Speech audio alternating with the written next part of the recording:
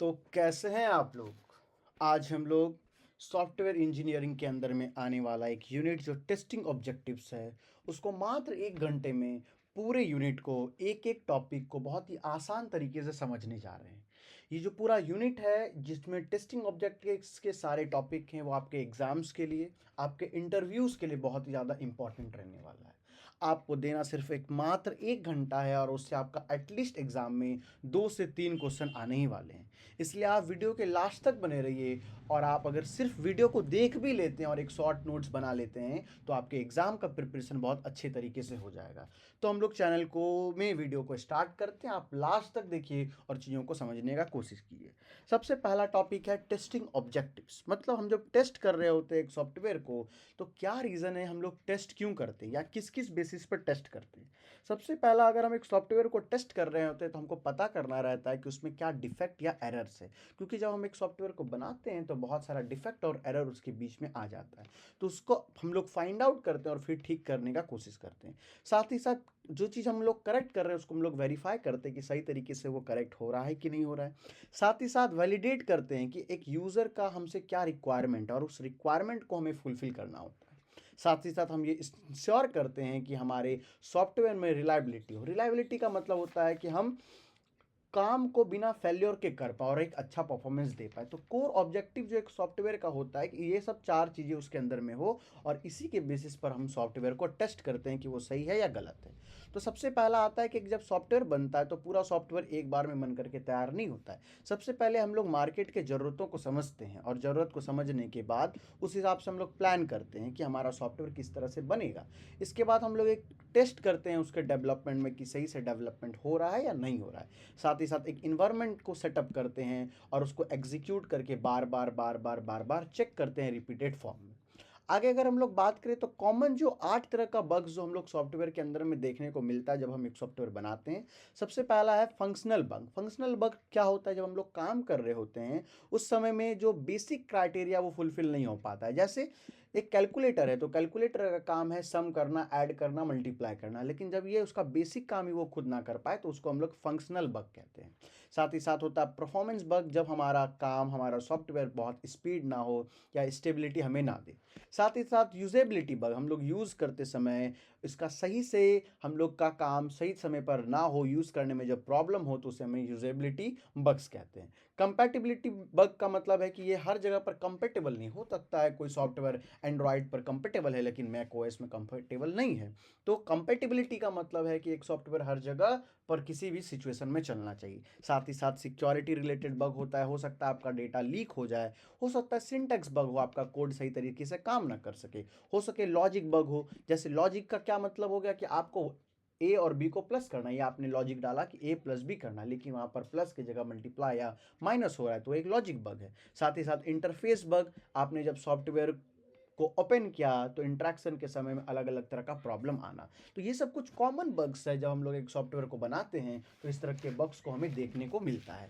तो इसी चीज़ को हम लोग टेस्टिंग फेज में पता करते हैं और सुधारने का कोशिश करते हैं। बात आता है कि ये बग होता क्यों है। होता इसीलिए है, सबसे पहला लैक ऑफ कम्युनिकेशन। कभी कभी जब हम एक सॉफ्टवेयर को बना रहे होते हैं तो उसके बारे में हमें क्लियर आइडिया नहीं होता है कि हमें क्या बनाना है, किस तरह से बनाना है। वो समय के साथ इन्वॉल्व होता चला जाता है तो इसीलिए लैक ऑफ कम्युनिकेशन हो जाता है। या फिर जब रिपीटेड हम उस पर काम कर रहे होते हैं तो उसमें भी कुछ कुछ प्रॉब्लम होती है। या पॉलिसी का फ्रेमवर्क कुछ नहीं होता। जैसे एक सॉफ्टवेयर हम बना रहे हैं तो उसका एक स्ट्रक्चर होगा कि किस बेसिस पर हम उस सॉफ्टवेयर को बनाना है। अगर वो स्ट्रक्चर हमारा प्रॉपरली डिफाइंड नहीं है तो उसमें भी एरर हो सकता है। या हमारा परफॉर्मेंस में एरर, जब हम एज ए सॉफ्टवेयर इंजीनियर बना रहे होते हैं तो उसको बनाने में एक लंबा समय लगता है तो हमारा हर समय एक जैसा कंसिस्टेंसी नहीं रहती, अप डाउन हो सकता है। या फिर बार बार हम कोड को जब सही करने का कोशिश करते हैं तो भी इस तरह का 5 रीज़न है जिसके वजह से बग्स होता है और इसी चीज़ को हम लोग फाइंड करते हैं और आगे चल के इसको हम लोग ठीक करते हैं। मेन ऑब्जेक्टिव क्या है सॉफ्टवेयर टेस्टिंग का, तो सबसे पहले हम लोग डिटेक्ट करते हैं डिफेक्ट को, मतलब जब एक सॉफ्टवेयर हम बना रहे हैं तो उसमें प्रॉब्लम क्या है। जब हमें प्रॉब्लम पता चल जाता है तो उसका रिक्वायरमेंट क्या है, क्या वो फंक्शनल प्रॉब्लम है या नॉन फंक्शनल प्रॉब्लम है। अब ये वर्ड फंक्शनल या नॉन फंक्शनल का मतलब क्या होता है। फंक्शनल का मतलब है जो उसका बेसिक काम है उसको हम लोग फंक्शनल कहते हैं। जैसे कि हमारा एक बाइक है, बाइक का काम है ए पॉइंट से बी पॉइंट तक ले जाना। तो ये हमारा फंक्शन हुआ। अब वो हमें सीट में कितना कंफर्ट दे रहा है, कितना जल्दी पहुंचा रहा है, ये सब नॉन फंक्शनल काम है। तो बेसिक वर्क जो होता है वो आता है फंक्शनल में। तो हम लोग फंक्शनल साथ ही साथ नॉन फंक्शनल चीज़ों को देखते हैं। जैसे एक कार है, तो कार का काम है ए पॉइंट से बी पॉइंट तक ले जाना, लेकिन वो हमें एसी भी दे रहा है या हीटर भी दे रहा है, गाना भी, म्यूजिक सिस्टम, तो ये नॉन फंक्शनल चीज़ है। इसकी मेन ज़रूरत कार के अंदर भी नहीं है, मेन ज़रूरत है एक जगह से दूसरे जगह ले जाना। उसी तरह एक सॉफ्टवेयर में फंक्शनल साथ साथ नॉन फंक्शनल ज़रूरतें होती है, मतलब इंपॉर्टेंट प्लस लेस इंपॉर्टेंट चीज़ें उसके अंदर में रहती है। आगे वैलिडेट यूज़र का क्या नीड है, एक एज ए यूज़र हमारा क्या क्या रिक्वायरमेंट है उसको हम लोग पता करते हैं, और साथ ही साथ क्वालिटी को और बढ़ाने का कोशिश करते हैं। साथ ही साथ हम ये कोशिश करते हैं कि हमारा परफॉर्मेंस बेहतर रहे, रिस्क और कॉस्ट जो है वो घट जाए, और साथ ही साथ एक कॉन्फिडेंस अपने अंदर में लाएंगे। सिंपल डायग्राम से अगर हम लोग समझे तो रिक्वायरमेंट बेसिक हमारा ज़रूरत क्या है, उस ज़रूरत के हिसाब से हम एक सॉफ्टवेयर का डिज़ाइन बनाते हैं। उस डिज़ाइन के बेसिस पर हम लोग कोड लिखते हैं और उस कोड को रन करके देखते हैं कि उसमें क्या प्रॉब्लम आ रहा है और उसको ठीक करने का कोशिश करते हैं, जिससे हमारा एक बहुत ही बेहतरीन सॉफ्टवेयर बन करके तैयार हो जाता है। एग्जाम्पल अगर समझे, online railway ticket booking system है, तो यहाँ पर एक यूज़र का क्या काम है कि वो एक टिकट को बुक करेगा। तो सबसे पहले हम लोग चेक करते हैं कि क्या कभी ऐसा हो रहा है कि कभी कभी बुकिंग में फेल्योर आ रहा है, तो ये हमारा डिफेक्ट हुआ। अब हमको क्या करना है, इसमें काम क्या करना है कि हर एक पर्सन को हम लोग सीट एलोकेट कर पाएँ और हमारा कैंसिलेशन फीचर अच्छे तरीके से काम करे।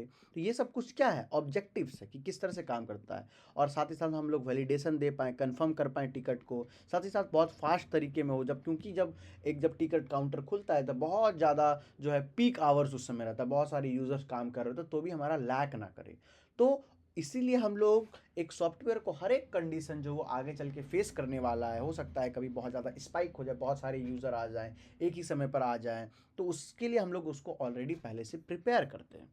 आगे अगर हम लोग टेस्टिंग ऑब्जेक्टिव्स की बात करें तो क्या हुआ, इसमें यूज़र एक टिकट को बुक किया और वो पेमेंट प्रोसेस में गया, तो वो टेस्टिंग में हर एक क्राइटेरिया से उसको हम लोग टेस्ट करते हैं। अगर शॉर्ट में हम लोग समझे कि हमारा टेस्टिंग ऑब्जेक्टिव्स क्या होता है, तो टेस्टिंग ऑब्जेक्टिव का मेन पर्पस है कि हमको उसमें होने वाले डिफेक्ट या प्रॉब्लम के बारे में पता करना, साथ ही साथ उसको वेरीफाई करना, और उसमें अगर कोई भी तरह का प्रॉब्लम है उसको घटा करके उसको सेटिस्फैक्शन लेवल तक ले जाना, ताकि कस्टमर हमसे जो है वो सेटिस्फाइड रहे। तो ये जो सारा बात हमने पढ़ा वो टेस्टिंग ऑब्जेक्टिव्स के बारे में पढ़ा कि हमारा टेस्टिंग का क्या ऑब्जेक्टिव है, मतलब हम ये जो टेस्ट कर रहे हैं सॉफ्टवेयर को क्यों कर रहे हैं, ताकि उसका बग हटा पाएँ और उसको और बेहतरीन बना पाएँ। अगर आपको पहला टॉपिक बहुत अच्छे तरीके से समझ में आ गया है, तो आप कमेंट सेक्शन में जाइए, यस टाइप कीजिए और हमारे साथ वीडियो पे बने रहिए, क्योंकि एंड तक आपको इतना अच्छा कॉन्सेप्ट समझ में आ जाएगा कि आप आसानी से इसको एग्ज़ाम में लिख सकते हैं। क्योंकि एज ए इंजीनियरिंग एग्जाम्स में आपको डिट्टो कॉपी का छाप कर लिखना नहीं होता, आपको कॉन्सेप्ट को समझना पड़ कर जरूरी होता है। तो एक कॉन्सेप्ट को समझाने का काम हम इस यूट्यूब चैनल के माध्यम से कर रहे हैं। बाकी आपको खुद से चीज़ों को बना करके अगर आप समझ जाते हो तो आपके लिखने बहुत आसान हो जाएगा। अगर हम लोग बात करें यूनिट टेस्टिंग के बारे में, तो यूनिट टेस्टिंग क्या है, सबसे पहले समझते हैं कि यूनिट मतलब क्या हुआ। यूनिट मतलब हुआ एक छोटा पार्ट, एक बहुत बड़ा जो सॉफ्टवेयर होता है वो पूरा सॉफ्टवेयर एक बार में बन करके तैयार नहीं होता, वो छोटे छोटे भाग में होता है, और वही छोटा भाग को हम लोग कहें यहाँ पर यूनिट। तो यूनिट में तीन पार्ट है, गिवन, व्हेन और देन। गिवन में क्या है, गिवन में आपको कुछ प्रॉपर्टीज दिया हुआ है, उसके लिए आप उसको रेडी करते हो, मतलब आप एक सॉफ्टवेयर को एक क्राइटेरिया से गुजारोगे, टेस्ट करोगे, तो वो टेस्ट के लिए उस सिस्टम को आप जब रेडी करते हो तो गिवन आपका हो गया। सेकंड हो गया व्हेन, जब आप उस पर काम कर रहे हो तो एक्शन कर रहे होते हो, जैसे आपको एक सॉफ्टवेयर को टेस्ट करना है तो वो आपका गिवन क्राइटेरिया, आपको टेस्ट करना है। अब व्हेन क्या होगा, जब आपका टेस्ट होगा, और देन क्या होगा, वेरीफाई होगा कि क्या आपका सिस्टम सही से काम कर रहा है या नहीं कर रहा है। तो जो प्रॉब्लम हमारा जो टेस्ट हो रहा होता है उसको हम लोग सिस्टम अंडर टेस्ट मतलब एस यू टी कहते हैं। तो ये जो यहाँ पर एस यू टी वर्ड है इसका मतलब यही है सिस्टम अंडर टेस्ट, ये सिस्टम टेस्ट के अंदर में। तो हम लोग उसको पहले उस डिज़ाइन को तैयार करते हैं जिसमें टेस्ट होगा, फिर उसमें हम लोग चेक करते हैं कि सही से काम हो रहा है या नहीं हो रहा है, और सबसे लास्ट में हम लोग देखते हैं वेरीफाई करके कि काम किस तरह से हुआ। तो यूनिट टेस्टिंग एक बहुत बड़े सॉफ्टवेयर के छोटे पार्ट का टेस्टिंग को हम लोग यूनिट टेस्टिंग कहेंगे। आगे अगर हम लोग बात करें नेक्स्ट किस तरह से इसमें टेस्टिंग होता है, तो सबसे पहला ये जो ब्लू आप लोग टिक देख पा रहे हो ये हमारा स्टार्टिंग पॉइंट होता है। यहाँ पर हम लोग सबसे पहला पॉइंट जो है वो यूनिट टेस्ट प्लानिंग, मतलब हम लोग को तैयार करना होता है कि कौन से यूनिट को हमको टेस्ट करना है, मतलब क्या चेक करना है। तो ये हमारा पहला पॉइंट हो जाएगा यूनिट टेस्ट प्लानिंग। इसके बाद जो आता है हमारा यूनिट टेस्ट एसेट डिज़ाइन, मतलब हम ये देखते हैं कि हमें जो टेस्ट चलाना है उसके लिए क्या क्या क्राइटेरिया, क्या क्या डिज़ाइन होगा। वो सारे डिज़ाइन को हम लोग एक जगह पर कलेक्ट करते हैं कि ये क्राइटेरिया से ये सॉफ्टवेयर पार होना चाहिए। इसके बाद आता है यूनिट टेस्ट एग्जीक्यूशन, मतलब यहाँ पर एक्चुअल टेस्टिंग सॉफ्टवेयर का होता है। अगर वो सॉफ्टवेयर टेस्टिंग में पास हो जाता है तो वो नेक्स्ट फेज में जाता है। उसको हम लोग, अगर कोई भी तरह का प्रॉब्लम नहीं होता तो नेक्स्ट फेज में जाएगा जो कि यूनिट टेस्ट रिपोर्टिंग, मतलब उसका अब हम लोग रिपोर्ट देंगे कि वो सही है नहीं है। तो ये सारा डिसीजन जो ये हमारे डायमंड बॉक्स में होता है, डायमंड बॉक्स को हम लोग डिसीजन बॉक्स कहते हैं। इसमें ये डिसीजन हुआ कि क्या ये जो यूनिट था ये सही से एग्जीक्यूट हुआ। अगर सही से एग्जीक्यूट हो जाएगा तो हम इसका सारा रिपोर्टिंग दे देंगे कि क्या सही है क्या गलत है, सारा बारे में बता देंगे। लेकिन ये टेस्टिंग में फेल हो जाएगा तो दोबारा से हमको सारे प्रोसीजर को वापस करना पड़ेगा। तो ये हमारा जो डायग्राम था कि हाँ एक टेस्ट जो होता है यूनिट टेस्ट, मतलब एक पूरे वाले सॉफ्टवेयर का जो छोटा पार्ट होता है वो किस तरह से टेस्ट होता है इसके बारे में था। आगे हम लोग अगर बात करें तो यूनिट टेस्टिंग का कुछ प्रोसेस है, जैसे डिज़ाइन का टेस्ट करेंगे, उसको एक एक पार्ट को टेस्ट करके आगे बढ़ाया जाता है। पहले डिज़ाइन का टेस्टिंग किया, फिर प्रोग्राम का टेस्टिंग किया, और चीज़ों को हम लोग कंपेयर करते करते आगे बढ़ते हैं। अगर सबसे पहला बात बोले यूनिट टेस्टिंग, यूनिट टेस्टिंग क्या, एक बहुत बड़े सॉफ्टवेयर का छोटा पार्ट को हम लोग टेस्ट करते हैं, जिसको हम लोग इंडिविजुअल कंपोनेंट बोले, क्योंकि बहुत बड़ा सॉफ्टवेयर एक बार में टेस्ट नहीं हो सकता, छोटे छोटे पार्ट में बनता जाएगा, टेस्ट करते चलेंगे। तो यूनिट टेस्टिंग में हम लोग छोटे पार्ट को करते हैं, इसके बाद हम उस सारे छोटे छोटे यूनिट को मिला करके इंटीग्रेशन टेस्टिंग करते हैं। अब ये इंटीग्रेशन टेस्टिंग क्या है, मतलब सारे कंपोनेंट का एक ग्रुप बना करके जब टेस्ट करते हैं तो उसको हम लोग इंटीग्रेशन टेस्टिंग कहते हैं। इसके बाद आता है सिस्टम टेस्ट, मतलब जब छोटा छोटा टेस्ट एक साथ हो गया तो सारे चीज़ों को एक साथ मिला करके और बड़े रूप में टेस्टिंग होता है, इसको हम लोग सिस्टम, पूरे सिस्टम को एक बार टेस्ट किए तो यहाँ पर इंटीग्रेटेड सिस्टम का टेस्टिंग होता है। और लास्ट में है एक्सेप्टेंस टेस्ट, मतलब इसमें फाइनल टेस्ट होता है पूरे सॉफ्टवेयर का, मतलब जिस जिस तरह से बनता चला जाएगा। जब यूनिट के फॉर्म में था तब छोटा था तब टेस्ट हुआ, जब थोड़ा और बड़ा हुआ तब टेस्ट हुआ, और जब थोड़ा और बड़ा हुआ तो इस तरह होते होते हमारा फाइनल प्रोडक्ट बन करके तैयार होगा और उसको हम लोग टेस्ट करके देख लिए। आगे हम लोग बात करें तो यूनिट टेस्टिंग क्या है, एक वो टेक्निक है, वो एक तरीका है जिसमें छोटे छोटे यूनिट को, छोटे छोटे कंपोनेंट को टेस्ट किया जाता है। जैसे एक फ़ोन है, फ़ोन के अंदर में कंपोनेंट है, बैटरी है, कैमरा है, मदरबोर्ड है। तो ऐसा नहीं होगा कि हम मदरबोर्ड को या बैटरी को बिना चेक किए ही फ़ोन के अंदर में डाल देंगे, कोई भी कंपनी डाल देगी। उसको क्या छोटे लेवल पर टेस्ट करेगा, डेवलपर टेस्ट करेगा, जिसको कि हम लोग ये वाइट बॉक्स टेस्टिंग कहते हैं। मतलब एक एक चीज़ों को टेस्ट, वाइट बॉक्स टेस्टिंग क्या होता है वो हम लोग आगे में पढ़ेंगे। ये यूनिट टेस्टिंग का मेन ऑब्जेक्टिव क्या है, ताकि अगर कोई भी तरह का प्रॉब्लम हो तो अर्ली स्टेजेस में ही हमें पता चल जाए कि क्या प्रॉब्लम है, क्या दिक्कतें इसमें हैं, और उसको हम लोग शुरुआत में ठीक कर ले। मान के चलते हम एक फ़ोन को बना दिए, बाद में हमको पता चला कि उसका बैटरी सही नहीं है, तो मेरे को क्या करना होगा, फिर दोबारा सारी चीज़ों को खोलना पड़ेगा या कैमरा को खोलना। अगर हमको पहले ही पता चल जाए कि इसके अंदर में लगने वाला ये कंपोनेंट सही नहीं है तो ईजिली उसको हम लोग ठीक कर सकते हैं। तो ये बात था हमारे यूनिट टेस्टिंग के बारे में। यूनिट टेस्टिंग का अगर हम डायग्राम के बारे में बात करें तो सबसे पहले मेन प्रोग्राम होता है बड़ा सा, उसमें अलग अलग पार्ट होता है। जैसे फ़ोन के अंदर में आपका कैमरा एक पार्ट हो गया, बैटरी एक पार्ट हो गया, मदरबोर्ड एक पार्ट हो गया, तो सारे मिल करके एक एक फॉर्म बनते हैं ना। तो छोटे छोटे उसी तरह यूनिट मिल करके इंटीग्रेटेड फॉर्म, मतलब एक काम करते हैं। अगर यूनिट टेस्टिंग को राइटिंग, तो सबसे पहले क्या कि हम एक कोड लिखे, उस कोड को टेस्ट किया और एग्जीक्यूट करके देखे कि वो चल रहा है कि नहीं चल रहा है। अगर वो नहीं चल रहा है उसमें एरर को हम लोग फिक्स्ड करते हैं। तो ये हमारा हो गया यूनिट टेस्टिंग। अब आते आगे अगर हम लोग बात करें जैसे कि यूनिट टेस्टिंग किस तरह से काम करता है।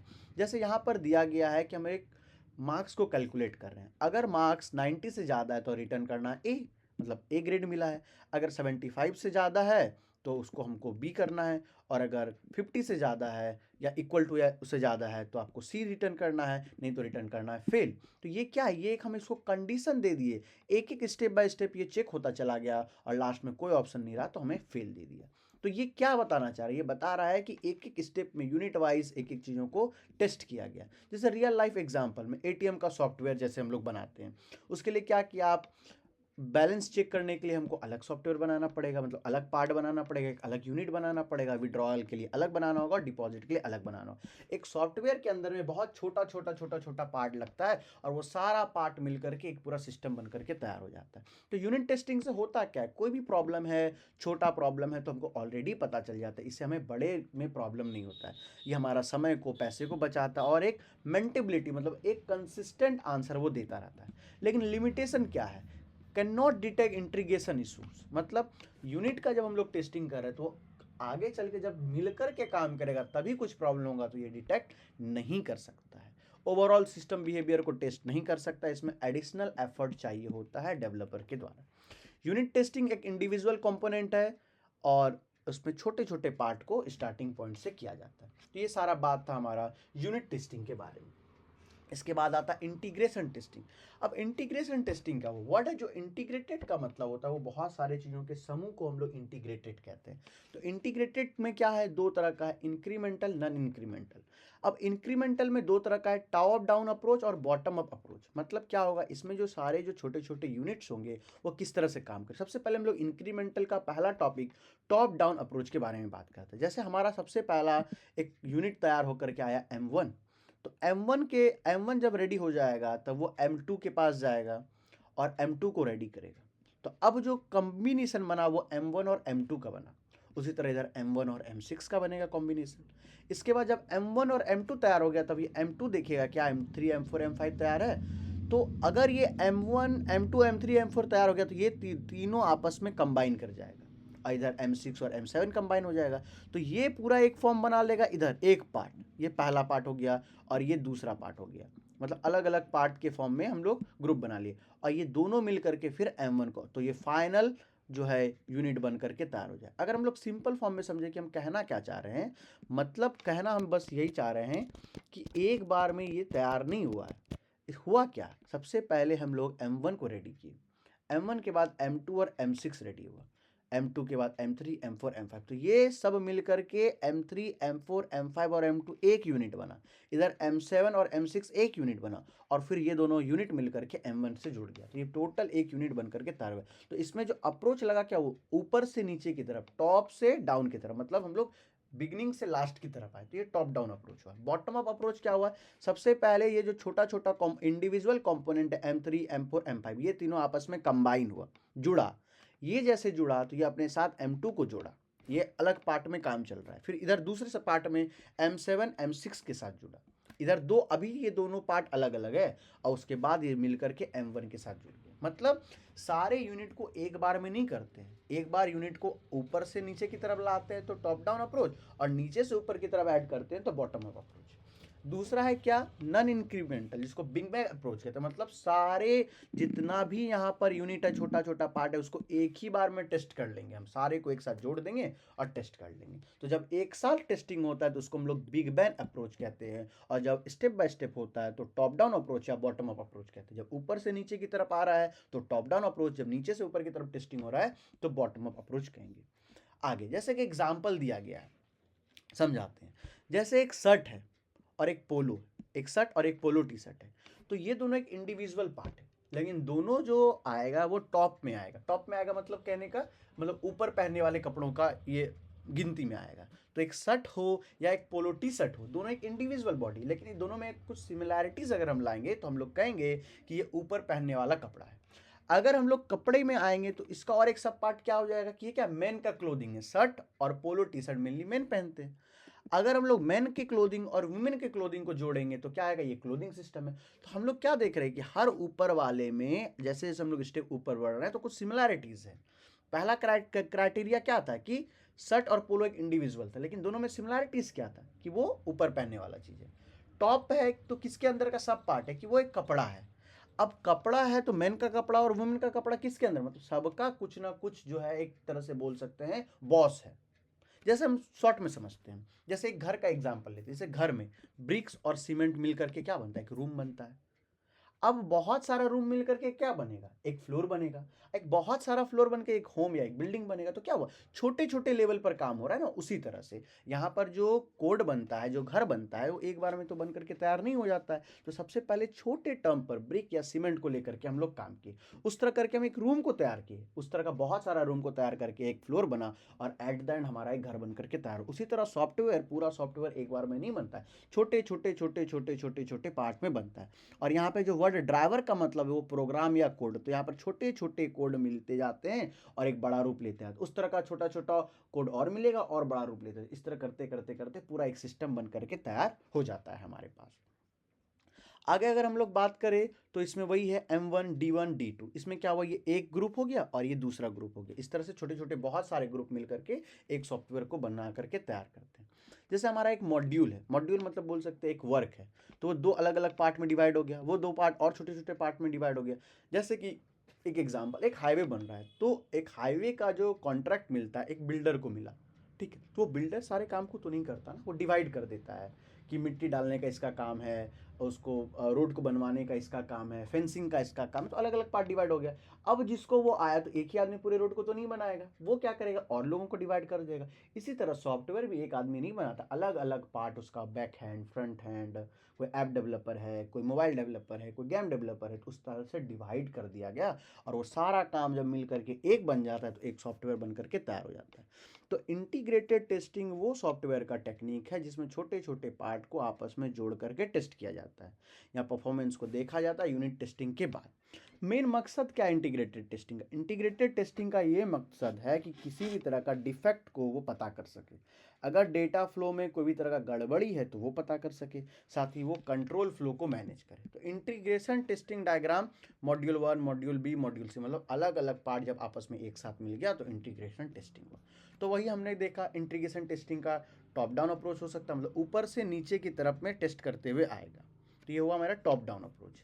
दूसरा, जैसे एक मॉड्यूल 1 है तो मॉड्यूल 1 का सब पार्ट मॉड्यूल बी, मॉड्यूल सी हो सकता है, मॉड्यूल सी का फिर छोटा पार्ट मॉड्यूल डी हो सकता है, लेकिन ये सब मॉड्यूल जब आपस में मिल गए तो एक सिस्टम बन करके तैयार हो गया। तो टेस्टिंग जब टॉप लेवल से स्टार्ट होता है और लोअर मॉड्यूल्स होता है वो स्टेप्स के द्वारा, मतलब ज़रूरी नहीं कि हर जगह जो है हम लोग एक प्रॉपर कंडीशन को ही ले, कुछ ऐसे हम लोग एग्जाम्पन्स करके भी काम करते हैं। जैसे फॉर एन एग्जांपल हम एक एटीएम मशीन को बना रहे हैं, तो ज़रूरी नहीं कि हम जब पहली बार बना रहे तो फुल फ्लेज मशीन बन करके तैयार हो जाएगा। हम छोटे छोटे कुछ एजम्पन्स करके बनाएंगे कि इस तरह से होगा तो इस तरह में क्या करना है, ऐसे कंडीशन में क्या करना है। तो जब हम लोग एक डमी कंडीशंस लेते हैं ना, उसको हम लोग स्टेप्स कहते हैं। सिंपल सीधी सी बात है। आगे बॉटम अप इंटीग्रेशन क्या होता है, मतलब नीचे से ऊपर की तरफ, जो क्लोथिंग वाला सिस्टम आपने हम लोगों ने डिस्कस किया, क्या कि शर्ट और पोलो जो हो गया वो दोनों टॉप के कैटेगरीज में आया, ऊपर पहनने वाले के कैटेगरीज में आया। फिर ऊपर पहनने वाला क्या, वो मेन के वेयर के अंदर में ही आया, मेन वेयर और वुमेन वेयर कपड़े के अंदर में आया। तो इस तरह से बॉटम अप अप्रोच टेक्निक लगता है। सिंपल सीधी सी बात है ये। अब आता है सैंडविच हाइब्रिड इंटीग्रेशन सिस्टम। अब ये हाइब्रिड इंटीग्रेशन सिस्टम क्या होता है? ये लेयर बाय लेयर होता है। सबसे पहला फर्स्ट लेयर जब इसमें काम होता है तो उसको हम लोग रूट कहते हैं, स्टार्टिंग पॉइंट। उसके बाद जो आता है उसको सब मॉड्यूल्स कहते हैं, मतलब उसके छोटे भाग को। और सबसे लास्ट वाले को लोएस्ट या लीफ नोड्स कहते हैं। तो इस तरह से step by step, layer by layer इसमें काम होता है। जैसे इस डायग्राम को हम लोग समझते हैं तो सबसे पहला क्या है, टॉप लेयर में टेस्ट 1 हुआ इसमें। उसके बाद क्या हुआ, 1 के साथ 2, 3, 4 आपस में कंबाइन किया। देखिए यहाँ पे 2, 3, 4 कंबाइन कर गया। और उसके बाद कंबाइन किया 5, 6 में। तो ऊपर से नीचे की तरफ आ रहे, सबसे पहले 1 जब बन करके तैयार हुआ तो अपने साथ उसने नीचे सब वाले पार्ट को जोड़ लिया, 2, 3, 4। फिर नीचे वाले के साथ जोड़ लिया 5, 6, 7। तो ये एक पूरा पार्ट बन गया। लेकिन जब हम लोग बॉटम से स्टार्ट करें तो 5, 6, 7 एक इंडिविजुअल बॉडी है। तो 5, 6 जो है वो कंबाइन किया किसको, 5, 6 कंबाइन किया किसको, किया 2 को कंबाइन किया। उसी तरह 7 जो है वो किसको कंबाइन किया, 4 को कंबाइन किया। अब देखिए यहाँ पर 5, 6, 7 इंडिविजुअल बॉडी था और 5 और 6 मिलकर के 2 को कंबाइन किया। तो ये पूरा पार्ट 2, 5, 6 बन गया और इधर 4, 7 बन गया। और ये 2, 5, 6 अब क्या किया, अब यहाँ पर 1, 3 और ये 4 वाले पार्ट को, तो ऊपर ये क्या हुआ, नीचे से ऊपर की तरफ गया तो ये सिस्टम बना। और जब ऊपर से नीचे आया तो ये सिस्टम बना। सिंपल सीधी सी बात है ये। तो मॉड्यूल 1 है, मॉड्यूल 1 का अलग अलग पार्ट गया, अलग अलग पार्ट में इसको हम लोग डिवाइड किए, तो हम लोग टॉप डाउन हाइब्रिड बोले। ठीक है, कहने का मतलब है कि सॉफ्टवेयर जो है वो अलग पूरे एक पार्ट में नहीं बनता, छोटे छोटे छोटे छोटे छोटे छोटे पार्ट में बनता है, जिसको हम लोग स्मॉल यूनिट्स कहते हैं। और वो स्मॉल यूनिट आपस में कंबाइन होकर के एक बड़ा यूनिट बन करके तैयार होता है, मेन मॉड्यूल। ऑनलाइन अगर शॉपिंग सिस्टम्स की बात करें तो उसमें होता क्या, लॉगिन मॉड्यूल्स क्या है और प्रोडक्ट सिलेक्शन मॉड्यूल क्या है। मतलब ऑनलाइन शॉपिंग सिस्टम में एक ही चीज़ नहीं रहता, अलग अलग चीज़ रहता है। जैसे आप फ्लिपकार्ट में गए तो सबसे पहले आप लॉगिन करोगे, साथ ही साथ आप देखोगे कि वहाँ पे आपको प्रोडक्ट दिखना चाहिए, फिर प्रोडक्ट में आपको पेमेंट करने का जो है मेथड होना चाहिए। इसके बाद ऑर्डर का कन्फर्मेशन, मतलब आपने जो ऑर्डर किया वो कन्फर्म हुआ कि नहीं हुआ, वो सारे चीज़ों को हम लोग देखते हैं। तो क्या है ऑनलाइन शॉपिंग सिस्टम, तो ऐसा तो नहीं है कि सिर्फ आपका लॉगिन से काम चल जाए। तो अलग अलग सब पार्ट है और सारा मिल करके एक लॉगिन फ्लिपकार्ट या अमेजोन बना। तो फ्लिपकार्ट आप जब देख रहे हो तो उसका बहुत छोटा छोटा पार्ट है, लॉगिंग का एक अलग कोड लिखा गया है, प्रोडक्ट आपके सामने दिखे उसके लिए अलग कोड लिखा गया है, पेमेंट के लिए अलग कोड लिखा गया है, ऑर्डर आपका कंफर्म हो जाए उसके लिए अलग कोड लिखा है। तो सारा कोड जरूरी नहीं कि एक ही बंदा लिखा हो, अलग अलग लोगों ने लिख करके उसको कंबाइन कर दिया गया है। तो इसीलिए उसको इंटीग्रेट करके टेस्ट करना बहुत जरूरी है। ठीक है, आगे पॉसिबल डिफेक्ट क्या हो सकता है? कभी कभी प्राइस मिसमैच हो सकता है, ऑर्डर कभी कंफर्म नहीं हो सकता है, क्योंकि अलग अलग लोगों के द्वारा लिखा गया कोड अगर इंटीग्रेट नहीं होकर के चला, साथ में मिलकर के कंबाइन होकर के नहीं चला, तो प्रॉब्लम है। एडवांटेज क्या है कि इंटीग्रेशन टेस्टिंग में अर्ली डिफेक्ट हमें पता चल जाता है। ठीक है, आगे क्या है, एक प्रॉब्लम है कि जब इंटीग्रेशन टेस्टिंग करेंगे तो कॉम्प्लेक्स प्लान को बनाना बहुत ही हमारे लिए मुश्किल हो जाएगा, डिबगिंग हमारे लिए डिफिकल्ट हो जाएगा। स्टेबल यूनिट टेस्टिंग मॉड्यूल्स हमको चाहिए, एक स्टेबिलिटी चाहिए चीज़ों को एक्वायर करने के लिए। आगे अगर की पॉइंट की बात करें तो इंटीग्रेशन टेस्टिंग कंबाइंड मॉड्यूल के साथ काम करता है, मतलब सारे चीज़ों को मिला करके आपस में काम करने का इसमें ज़रूरत होता है। ठीक है, ये तभी होगा इंटीग्रेशन टेस्टिंग जब सारे चीज़ों को एक साथ हम लोग ले लेंगे। तो इंटीग्रेशन टेस्टिंग को अगर हम लोग शॉर्ट में समझे क्या है, तो इंटीग्रेशन टेस्टिंग का मतलब है सारे इनपुट सारे डेटा को एक साथ लेकर के टेस्ट करना कि पूरी ओवरऑल ये चल रहा है या नहीं चल रहा है। सिंपल सीधी सी बात है। इसके बाद बात करते हैं एक्सेप्टेंस टेस्टिंग के बारे में। अब ये एक्सेप्टेंस टेस्टिंग क्या होता है? एक्सेप्टेंस टेस्टिंग का मतलब होता है कौन कौन सा टेस्ट इसके अंदर में हमको करना पड़ेगा, मतलब एक जब हम लोग टेस्ट करें तो किस किस तरह का टेस्ट होगा इसके अंदर में, एक सॉफ्टवेयर किस किस तरह के टेस्ट से गुजरेगा। इसमें हम लोग चेक करेंगे कि यूज़र का जो भी रिक्वायरमेंट है वो सेटिस्फाई हो रहा है या नहीं हो रहा है। उसके लिए हमको अलग अलग स्टेप से गुजरना पड़ेगा। सबसे पहला है यूज़र एक्सेप्टेंस टेस्ट। इसमें क्या करना पड़ेगा, इसमें हम लोग रियल लाइफ प्रॉब्लम्स को लेंगे और देखेंगे कि वो सॉल्व हो रहा है या नहीं हो रहा है। जैसे एक पेमेंट ऐप है, तो पेमेंट ऐप का काम होना चाहिए कि वो पे करे, तो वो काम जो उसका प्रॉब्लम है वो हो पा रहा है या नहीं हो पा रहा है, पेमेंट हो पा रहा है या नहीं हो पा रहा है। तो पहले बेसिक चीज़ों को देखें। इसके बाद क्या हुआ, बिजनेस एक्सेप्टेंस टेस्टिंग। जैसे आप फ्लिपकार्ट पे या अमेजोन पे देखते हो कि आपके लिए डिस्काउंट रहता है, जो प्राइम मेंबर रहता है, तो वो जो डिस्काउंट देने का काम होता है वो बिजनेस एक्सेप्टेंस टेस्टिंग के अंदर में आता है। इसके बाद आता है कॉन्ट्रैक्ट एक्सेप्टेंस टेस्टिंग। इसमें क्या होता है, ये एक तरह का कॉन्ट्रैक्ट बेसिस होता है क्लाइंट और कंपनी के बीच में। मतलब जब एक क्लाइंट और एक कंपनी जब कॉन्ट्रैक्ट बनाती है कि इस तरह का हमको सॉफ्टवेयर चाहिए, तो हम लोग चीज़ों को कंपेयर करते हैं या देखते हैं, क्राइटेरिया से गुजारते हैं कि आपके लिए ये किस किस क्राइटेरिया का ज़रूरत जो है एक कंपनी को चाहिए, क्या क्लाइंट उतना बना करके उसको दे पा रहा है या नहीं दे पा रहा है। इसके बाद आता है रेगुलेशन एक्सेप्टेंस टेस्टिंग। मतलब आपके सॉफ्टवेयर को लीगल टर्म से गुजारना पड़ेगा। जैसे एक बैंकिंग सिस्टम है, तो बैंकिंग सिस्टम जो है वो आरबीआई का गाइडलाइंस, जो रिजर्व बैंक ऑफ इंडिया का जो गाइडलाइंस है कि किस तरह से पेमेंट होना चाहिए, क्या होना चाहिए, नहीं होना चाहिए, तो जब आप एक बैंकिंग ऐप बनाओगे तो आपको आरबीआई के रूल और रेगुलेशन के हिसाब से बनाना पड़ेगा। आपको मन होगा कि आप अपने तरीके से बनाओ तो वो लीगल आपके ऊपर प्रॉब्लम फिर आ जाएगी। इसके बाद बात करते हैं ऑपरेशनल एक्सेप्टेंस टेस्टिंग। मतलब आपका जो भी सॉफ्टवेयर है क्या वो रेडी टू यूज़ है, मतलब क्या वो प्रॉपर बैकअप दे रहा है, रिकवरी दे रहा है, उसका परफॉर्मेंस सही है या नहीं। ये सब सारी चीज़ों को हम लोग को देखना पड़ता है एक एक करके। इसके बाद आता है अल्फा टेस्टिंग। अल्फा टेस्टिंग क्या होता है, इसमें कंपनी के अंदर में ही टेस्टिंग करता है, मतलब डेवलपर या टेस्ट करता है, इसको रियल यूज़र के पास ये नहीं जाता है। हम लोग पहले ही मतलब लॉन्च करने से पहले, डिप्लॉय करने से पहले इसको टेस्ट करते हैं हर एक क्राइटेरिया से, काम हो रहा है सही से या काम नहीं हो रहा है। जब हम लोग इसमें सेटिस्फाई हो जाते हैं तो बीटा टेस्टिंग के लिए डालते हैं। मतलब इसमें रियल यूज़र जो होगा, जो लिमिटेड यूज़र होगा, उसको दिया जाएगा ताकि वो लोग फीडबैक दे सके कि ये सही है, गलत है, क्या किस तरह का प्रॉब्लम है।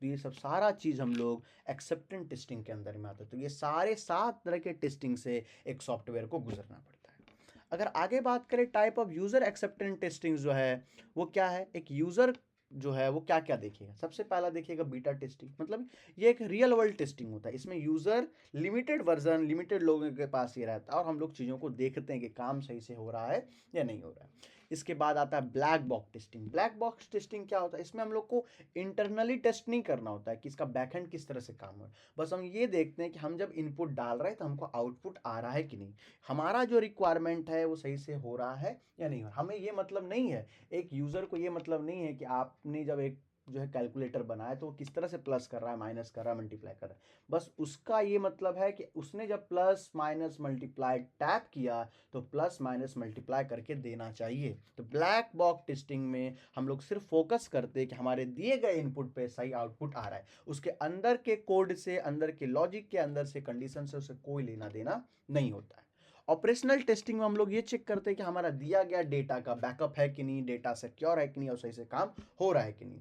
कॉन्ट्रैक्ट क्या होता है? एक तरह का लीगल जो है टर्म्स होता है जो क्लाइंट और कंपनी के बीच में होता है। रेगुलेशन एक्सेप्टेंस टेस्टिंग क्या होता है? एक लीगल रूल्स जो होता है वो फॉलो किया गया जाता है एक सॉफ्टवेयर डेवलपर के द्वारा। सिंपल सीधी सी बात, क्योंकि हर एक सॉफ्टवेयर का रूल और रेगुलेशन जो है बना हुआ है गवर्नमेंट के तरफ, उसको हम लोग को फॉलो करना ही पड़ेगा। तो ये सब कुछ type of user acceptance testing था। तो टेस्टिंग अप्रोच क्या होगा? सबसे पहले हम लोग छोटे छोटे पार्ट्स में इसको टेस्ट करेंगे। तो अगर कोई भी पार्ट टेस्ट में फेल होता है तो वो यूनिट फिर से तैयार होगा। तो सबसे पहले एक छोटे पार्ट में टेस्ट किए, वो सब सारे छोटे छोटे को एक साथ इंटीग्रेट किए। अगर वो इंटीग्रेशन में फेल हो गया, मतलब वो सही से काम नहीं किया, तो फिर से उसको बनाएंगे और ये चलता रहेगा जब तक हमें एक सही यूनिट, एक सही जरिया ना मिल जाए। अगर डेफिनेशन की बात करें तो एक्सेप्टेंस टेस्टिंग एक फॉर्मल तरीका है टेस्ट करने का, चीज़ों को डिटरमाइन करने का कि एक जो सॉफ्टवेयर है वो सही तरीके से काम हो रहा है या नहीं हो रहा है, इसका परफॉर्मेंस कैसा है। ऑब्जेक्टिव क्या है एक्सेप्टेंस टेस्टिंग का? ये वैलिडेट करता है सॉफ्टवेयर रिक्वायरमेंट के हिसाब से कि आपका क्या रिक्वायरमेंट है और किस तरह का सॉफ्टवेयर है। साथ ही साथ एक कस्टमर का कॉन्फिडेंस को बनाता है और डिसाइड या एक्सेप्ट या रिजेक्ट करता है सिस्टम को। तो एक्सेप्टेंस टेस्टिंग एक सॉफ्टवेयर जब बन करके तैयार होता है तो उसको वेरीफाई करता है कि सॉफ्टवेयर सही से बना है या नहीं बना, उसमें कुछ प्रॉब्लम तो नहीं है। एक्सेप्टेंस टेस्टिंग का डायग्राम है तो हमारा जो यूज़र का रिक्वायरमेंट है, हम एक जो है मोबाइल बैंकिंग ऐप या पेमेंट ऐप बनाए तो हमारा ये नीड था। डेवलपर एक सॉफ्टवेयर को बनाए तो इसको 3 क्राइटेरिया से चेक किया गया, ठीक है, फंक्शनली वो काम कर रहा है या नहीं, साथ ही साथ बिजनेस के रूल को फॉलो कर, मतलब रूल और रेगुलेशन, वो प्रॉफिट दे रहा है कि नहीं, और साथ ही साथ काम किस तरह से हो रहा है। तो टाइप ऑफ एक्सेप्टेंस टेस्टिंग आप हम लोग पहले भी डिस्कस कर चुके, थोड़ा और देख लेते हैं। यूजर एक्सेप्टेंस टेस्टिंग मतलब यूजर देखेगा कि हम जब इनपुट दे रहे हैं तो आउटपुट हमारा आ रहा है कि नहीं।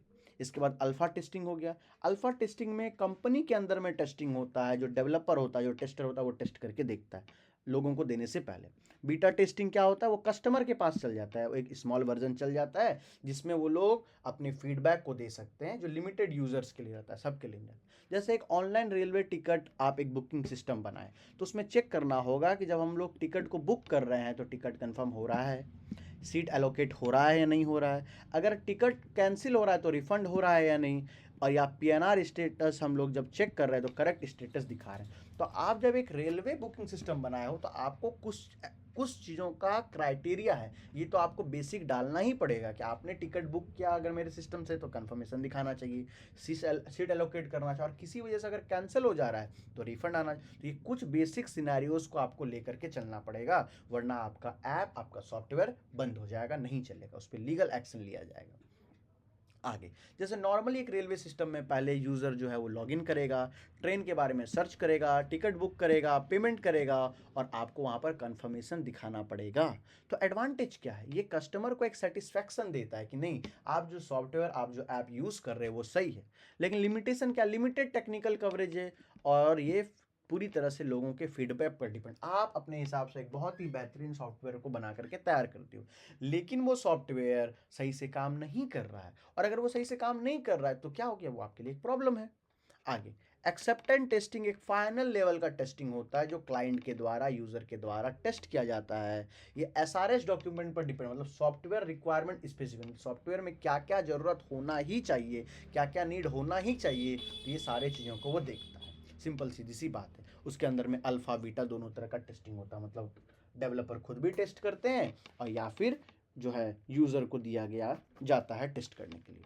आगे आगे अगर हम लोग नेक्स्ट टॉपिक पढ़ेंगे तो रिग्रेशन टेस्टिंग के बारे में बात करें। रिग्रेशन टेस्टिंग क्या होता है? इसमें स्टार्ट करते हैं चेंजेस मेड टू सॉफ्टवेयर। हम लोग जब स्टार्ट करते हैं एक सॉफ्टवेयर को बनाकर, उसमें समय के साथ चेंजेस किया जाता है, फिर उस चेंजेस के साथ इंटीग्रेट करके काम करते हैं, फिर हम लोग चेक करते हैं कि वो सही से काम कर रहा है या नहीं कर रहा है, और साथ ही साथ वो रिलायबल है कि नहीं, मतलब ईजिली उसको हम लोग चला पा रहे हैं, बिना कोई बग के वो काम कर पा रहा है, नहीं कर पा रहा है। तो ये सब सारा चेक, रिलायबिलिटी का चेक इसके अंदर में होता है, बिना फेल किए तो काम हो रहा है, और एट द एंड हमें जो है वो रिग्रेशन टेस्टिंग हम लोग उसको कहेंगे कि नहीं, सही से काम कर रहा है। आगे बात करें तो सबसे पहले हम लोग एक केस को लेंगे और उस केस के बारे में हम लोग एनालाइज करेंगे कि कितना टाइम लगना चाहिए। इसमें ऑटोमेशन है कि नहीं, और अपने प्रायोरिटीज़ को सेट करेंगे और टेस्ट करके हम लोग देखेंगे कि हमारा सॉफ्टवेयर सही से काम किया या नहीं किया। जैसे फॉर एन एग्जांपल, पहले हम लोग कुछ फीचर्स को ऐड किए, बेसिक जैसे आज के समय में आप जो व्हाट्सएप यूज़ कर रहे हो, ज़रूरी नहीं है कि सबसे पहला जब बना तो वैसा ही था, तो बेसिक वर्जन बना। इसके बाद हम लोग न्यू फीचर को ऐड किया और देखे कि ओल्ड फीचर और न्यू फीचर दोनों सही से काम हो रहा है नहीं हो रहा है। अगर काम हो रहा है तो फिर और नया हम लोग ऐड करते गए और धीरे धीरे एडवांसमेंट होता गया। तो रिग्रेशन टेस्टिंग का मतलब है ये वो टाइप है टेस्टिंग का जिसमें रिसेंट कोड जो हम लोग डाले, वो कोड कहीं हमारे पुराने कोड को तो प्रॉब्लम नहीं कर रहा, कहीं बग तो नहीं दे रहा है, कहीं कहीं कोई तरह का प्रॉब्लम तो क्रिएट नहीं हो रहा है। तो जब अगर इस तरह का कोई भी प्रॉब्लम क्रिएट नहीं हो रहा, मतलब हमारा दिया गया रिसेंट कोड जो है वो सही है। सिंपल सीधी सी बात यही है। इसमें परफॉर्मेंस को देखा जाता है, साथ ही साथ ओल्ड फीचर्स को देखा जाता है। तो रिग्रेसिंग टेस्टिंग क्या क्यों किया जाता है? ताकि आपको साइड इफेक्ट पता चल सके, ओवरऑल सॉफ्टवेयर आपका सही रहे। ऐसा ना हो कि आपने कुछ अपडेट किया, वो अपडेट सही से काम ही नहीं कर रहा और साथ ही साथ पुराने फीचर को भी खराब कर रहा। तो रिग्रेशन टेस्टिंग बग्स को क्लियर करने के लिए, न्यू फीचर्स को ऐड करने के लिए और परफॉर्मेंस को बेहतरीन बनाने के लिए किया जाता है। तो रिग्रेशन टेस्टिंग में इनिशियल सॉफ्टवेयर वर्जन को लिया जाता है, उसको टेस्ट किया जाता है, उसको फिक्स किया जाता है और आगे बढ़ा जाता है। जैसे कोई तरह का हम लोग चेंजेस किए, तो वो चेंजेस मिल करके काम हो रहा है या नहीं हो। जैसे एक बैंकिंग एप्लीकेशन है, तो उसमें हम लोग लॉगिन किए या बैलेंस चेक करना या ट्रांजैक्शन हिस्ट्री डालना है, बिल पेमेंट करना है, तो इसमें कोई भी तरह का बग नहीं आना चाहिए। ऐसा ना हो कि हम कोई नया एडवांसमेंट डाले और इसके वजह से पुराना हमारा फंक्शन खराब हो गया। रिग्रेशन टेस्टिंग का अलग अलग टाइप है। पहले सेलेक्टिव रिग्रेशन टेस्टिंग, मतलब सबसे पहला जो पार्ट हम लोग डाले पहले हम लोग उसको टेस्ट करते हैं। जैसे मान लीजिए आप फ़ोन पे एक कोई न्यू फंक्शन डाले कि आप एक जो है स्टिकर भेज सकते हो, फनी स्टिकर भेज सकते हो। तो जब वो मॉड्यूल ऐड हुआ तो हम पहले उसको चेक किए कि ये पॉसिबल है, हो सकता है। साथ ही साथ हम देखें कंप्लीट एक बार चला करके देखें कहीं पुराने वाले को प्रॉब्लम तो नहीं कर रहा। अब न्यू फीचर सही से ऐड, तो इससे क्या होगा, सॉफ्टवेयर का एक क्वालिटी मेंटेन्ड रहेगा। लिमिटेशन क्या है, टाइम कंज्यूमिंग है क्योंकि मैनुअली एक एक चीज़ों को देखना पड़ेगा। तो रेग्रेशन टेस्टिंग का मतलब होता है कि एग्जिस्टिंग फीचर्स के साथ जो नया फीचर जो ऐड हुआ उसको हम लोग टेस्ट करेंगे कि वो सही से काम हो रहा है या नहीं हो रहा है। इसका कोई भी साइड इफेक्ट नहीं है, लेकिन आपको बग्स को आपको ठीक करना पड़ेगा, सही करना पड़ेगा। आगे अगर हम लोग बात करते हैं functionality and testing for performance. Functionality का मतलब क्या होता है, कुछ टाइप ऑफ फंक्शनल टेस्टिंग, मतलब ये सब कुछ टेस्टिंग जो बेसिक एक सॉफ्टवेयर के अंदर में होना चाहिए, उसको हम लोग एक एक समझते हैं। सबसे पहला है यूनिट टेस्टिंग। यूनिट टेस्टिंग मतलब क्या है, एक छोटे पार्ट का जब हम लोग टेस्ट कर रहे होते हैं तो उसको हम लोग यूनिट टेस्टिंग कहते हैं। कंपोनेंट टेस्टिंग क्या करते हैं, जब इस तरह के बहुत सारे छोटे छोटे पार्ट आपस में एक साथ मिल जाते हैं तो हम लोग उसको कंपोनेंट टेस्टिंग कहते हैं। इसके बाद आगे आता है स्मोक टेस्टिंग। स्मोक टेस्टिंग में आता है, इसमें जो इंपॉर्टेंट फीचर्स है ना उसको हम लोग पहले चेक करते हैं कि वो सही से काम हो रहा है या नहीं हो रहा है। इंटीग्रेशन टेस्टिंग में क्या होता है, छोटे छोटे जितने भी मॉड्यूल्स थे उसको सारे को कंबाइन करके एक बार में चेक करते हैं। रेग्रेशन टेस्टिंग क्या होगा, इसमें हम लोग चेक करते हैं कि जब हम एक नए फीचर्स को ऐड किए तो ओल्ड फीचर्स में किसी भी तरह का प्रॉब्लम नहीं होना चाहिए। सैनिटी टेस्टिंग क्या होता है, स्मॉल पार्ट को चेक करना और उसके बग्स को ठीक करना। जैसे मान के चलिए आपने एक पासवर्ड का फीचर्स लाए, तो पासवर्ड का फीचर आप जब लाओगे तो आप पहले चेक करोगे कि वो पासवर्ड फीचर सही से काम हो रहा है या नहीं हो रहा है, तो उसके लिए आप सैनिटी टेस्टिंग को यूज़ करोगे। इसके बाद है सिस्टम टेस्टिंग। इसमें मतलब कंप्लीट सॉफ्टवेयर को आप एक बार टेस्ट करते हो और उसके बाद लास्ट आता है यूज़र एक्सेप्टेंस, मतलब यूज़र का जो नीड है उसके हिसाब से हम लोग टेस्ट करते हैं और चीज़ों को समझते हैं कि कहीं सही काम सही तरीके से हो रहा है या नहीं हो रहा है। आगे हम लोग बात करते हैं फंक्शनल टेस्टिंग क्या हो गया, तो यूनिट हो गया, छोटा यूनिट। इंटीग्रेशन इसी तरह का छोटा छोटा यूनिट जब मिल गया तो इंटीग्रेटेड सिस्टम हो गया। इस तरह का जब बहुत सारा मॉड्यूल मिल गया तो एक सिस्टम बन गया। और रिग्रेशन मतलब उसको समय के साथ अपडेट करते गए। और यूज़र का एक्सेप्टेंस मतलब यूज़र से चीज़ों को लिए। नॉन फंक्शनल क्या है, जो उसका परफॉर्मेंस अच्छा होना चाहिए, सिक्योर होना चाहिए, वो हर एक सिस्टम में आसानी से चल पाए, ईजिली यूज़ हो पाए, ये सब सारा जो पार्ट है वो नॉन फंक्शनल टेस्टिंग के अंदर में आता है। तो फंक्शनल टेस्टिंग ये वेरीफाई करता है कि सॉफ्टवेयर जो है अपने स्पेशल फंक्शन स्पेशल नीड के हिसाब से चले। एसआरएस पर डिपेंड करता है, मतलब सॉफ्टवेयर रिक्वायरमेंट स्पेसिफिकेशन पर ये डिपेंड करता है। मोस्टली इसमें हम लोग ब्लैक बॉक्स टेस्टिंग करते हैं, चीज़ों को देखते हैं कि जो है इनपुट आउटपुट सही से दे रहा है कि नहीं।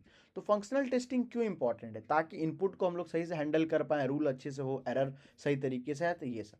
फंक्शनल टेस्टिंग का डायग्राम क्या है, तो हम लोग कुछ इनपुट डालते हैं, फिर उसको सिस्टम में डालते हैं और एक्सपेक्टेड आउटपुट को निकालते हैं। जैसे अगर हम लोग फंक्शन है log in with valid pin हम लोग डालेंगे तो लॉग इन सक्सेसफुल हो जाएगा। हम लोग 2000 अगर विड्रॉ किए तो कैश हमारा घट जाएगा और हमारे बैलेंस को दिखाएगा। लेकिन अगर वही रॉन्ग पिन को डाले तो एरर दिखाने लगेगा। तो कहने का क्या मतलब है कि हम जिस तरह से इनपुट डाल रहे हैं उस हिसाब से हमको उसके हिसाब से आंसर हमको मिलना चाहिए। तो की पॉइंट्स क्या है कि टेस्ट एक एक फीचर को हम लोग टेस्ट करते हैं ताकि सारी चीज़ों को हम लोग आसानी से समझ पाएँ या सही तरीके से समझ पाएँ। आगे आता है टेस्टिंग फॉर परफॉर्मेंस। परफॉर्मेंस का हम लोग टेस्ट करते हैं। सबसे पहले हम लोग इन्वायरमेंट के प्रॉब्लम को समझते हैं। प्रॉब्लम को समझने के बाद उसके हिसाब से एक सॉफ्टवेयर बनाते हैं, उसको प्लान करेंगे, डिज़ाइन करेंगे और इन्वायरमेंट के हिसाब से उसको कन्फिगर करेंगे। साथ ही साथ वो डिज़ाइन को इम्प्लीमेंट करेंगे, मतलब कोड पे लाएंगे, फिर रन करके देखेंगे और फिर एनालाइज करेंगे कि वो कोड सही से काम हो रहा है या सही से काम नहीं हो रहा है। आगे टाइप ऑफ परफॉर्मेंस की बात करें तो परफॉर्मेंस को टेस्ट करने के लिए अलग अलग तरीके से टेस्ट होगा। सबसे पहला आता है लोड टेस्टिंग। अब ये लोड टेस्टिंग क्या हो गया? लोड टेस्टिंग का मतलब होता है कि हम लोग नॉर्मली सिंपल लोड दे करके हम लोग चेक करते हैं, एक्सपेक्टेड जितना यूज़र उसमें होने वाला है वो उतने यूज़र को ला करके चेक करते हैं कि सॉफ्टवेयर सही से काम हो रहा है या नहीं हो रहा है। इसके बाद आता है स्ट्रेस टेस्टिंग। मतलब इस पर हम लोग जितना के लिए बनाया जाता है, जितना के लिए ये एक्सपेक्टेड, उससे ज़्यादा लोड इस पर हम लोग डाल देते हैं और तब टेस्ट करते हैं कि सॉफ्टवेयर कहीं फेल तो नहीं कर रहा। इसके बाद स्पाइक टेस्टिंग करते हैं। मतलब इसमें सडन इंक्रीज या डिक्रीज कर देते हैं यूज़र का। अचानक अगर 100 यूज़र हैं उसको बढ़ा करके हम 20,000 कर दें तो ये जो स्पाइक हुआ इससे हम लोग देखें कि सॉफ्टवेयर या इस चीज़ को हैंडल कर पा रहा है। या 1 लाख यूज़र था और घट के तुरंत 10 हो गया तो क्या इस डिक्रीज को वो सेटल कर पा रहा है? तो स्पाइक टेस्टिंग करते हैं। इसके बाद सोक टेस्टिंग करते हैं। मतलब लॉन्ग टर्म के लिए हम लोग कंटिन्यूस इस पे लोड देते हैं और चेक करते हैं कि कहीं ये अपना डेटा को लूज तो नहीं कर रहा। ऐसा तो नहीं हो रहा कि हम 1 लाख ट्रांजेक्शन एक बार में कर रहे हैं तो कुछ ट्रांजेक्शन ये भूल जा रहा है। साथ ही साथ इंडोरेंस टेस्टिंग करते हैं। इसमें हम लोग चेक करते हैं कि जो सिस्टम स्टेबल तो है, ऐसा तो नहीं हो रहा कि हम जब चीज़ों को उसको इनपुट डाल रहे हैं तो वो इनपुट ले ही नहीं पा रहा है।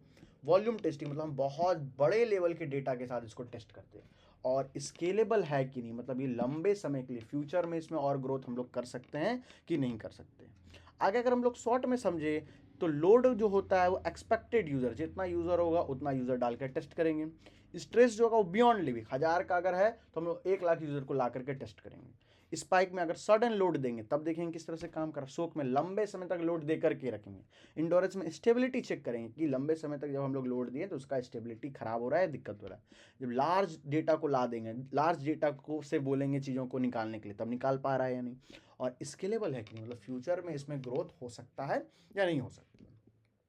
अब स्ट्रेट टेस्टिंग क्या है? तो एक आदमी, इसमें एक सर्वर है और इससे बहुत सारा क्लाइंट जो है वो जुड़ जाता है और इससे अपने इंफॉर्मेशन को लेने का कोशिश करता है। तो इसमें बहुत सारे सर्वर एक साथ जुड़े होंगे। तो टाइप ऑफ स्ट्रेस टेस्टिंग क्या है? तो सबसे पहला है सर्वर क्लाइंट स्ट्रेस। मतलब सर्वर और क्लाइंट के बीच में एक टेस्ट होता है। जितने सर्वर है और क्लाइंट इस पर ओवरलोड डाल करके टेस्ट करने का कोशिश करता है। इसके बाद है प्रोडक्ट टेस्ट स्ट्रेस टेस्टिंग। मतलब हम जो प्रोडक्ट है कहीं वो ब्रेक तो नहीं कर रहा है, कहीं तो वो लीक तो नहीं कर रहा है। साथ ही साथ ट्रांजैक्शन स्ट्रेस टेस्टिंग, मतलब हम लोग 1 लाख से ज़्यादा ट्रांजैक्शन बैंक में मान लीजिए एक बार में कर रहे हैं, तो जब हम लोग ट्रांजैक्शन कर रहे हैं किसी का डेटा खो तो नहीं रहा, कहीं गलत तो ट्रांजैक्शन नहीं चल, तो ये सारे चीज़ों को ट्रांजैक्शनल स्ट्रेस टेस्टिंग के अंदर में देखते हैं। साथ ही साथ सिस्टमेटिक स्ट्रेस टेस्टिंग क्या होता है? इसमें हम लोग स्ट्रेस अलग अलग कंपोनेंट पर देते हैं, क्योंकि एक सॉफ्टवेयर के अंदर में अलग अलग कंपोनेंट पे हम पता करते हैं कि कौन वीकेस्ट कंपोनेंट है। हर एक कंपोनेंट पर जाकर के स्ट्रेस देंगे और जो वीकेस्ट कंपोनेंट होगा वो वहाँ पर ब्रेक कर जाएगा, तो हमें पता चल जाएगा कि ये वीकेस्ट कंपोनेंट है, इसको हमको रिप्लेस करना पड़ेगा। सिंपल सीधी सी बात यही है। इसके बाद आता है एनालिटिकल स्ट्रेस टेस्टिंग। इसमें हम लोग क्या करते हैं, डेटा पर हैवी लोड देते हैं। मतलब इसके अंदर जो डेटा रहेगा उसमें बहुत ज़्यादा लोड दे देंगे और हम लोग चेक करें कि वो किस तरह से बिहेव कर रहा है। साथ ही साथ एप्लीकेशन स्ट्रेस टेस्टिंग में हम लोग इसको एक्सट्रीम कंडीशन में, जैसे कि मान लिया बहुत स्लो नेटवर्क है, वहाँ पर हम चला करके उस ऐप को देख रहे हैं कि वो चल पा रहा है या नहीं चल पा रहा है। हम लोग अगर चल पा रहा है तो वो एप्लीकेशन जो है वो उस लेवल के लिए बन चुका है। तो ये सब कुछ था स्ट्रेस टेस्टिंग।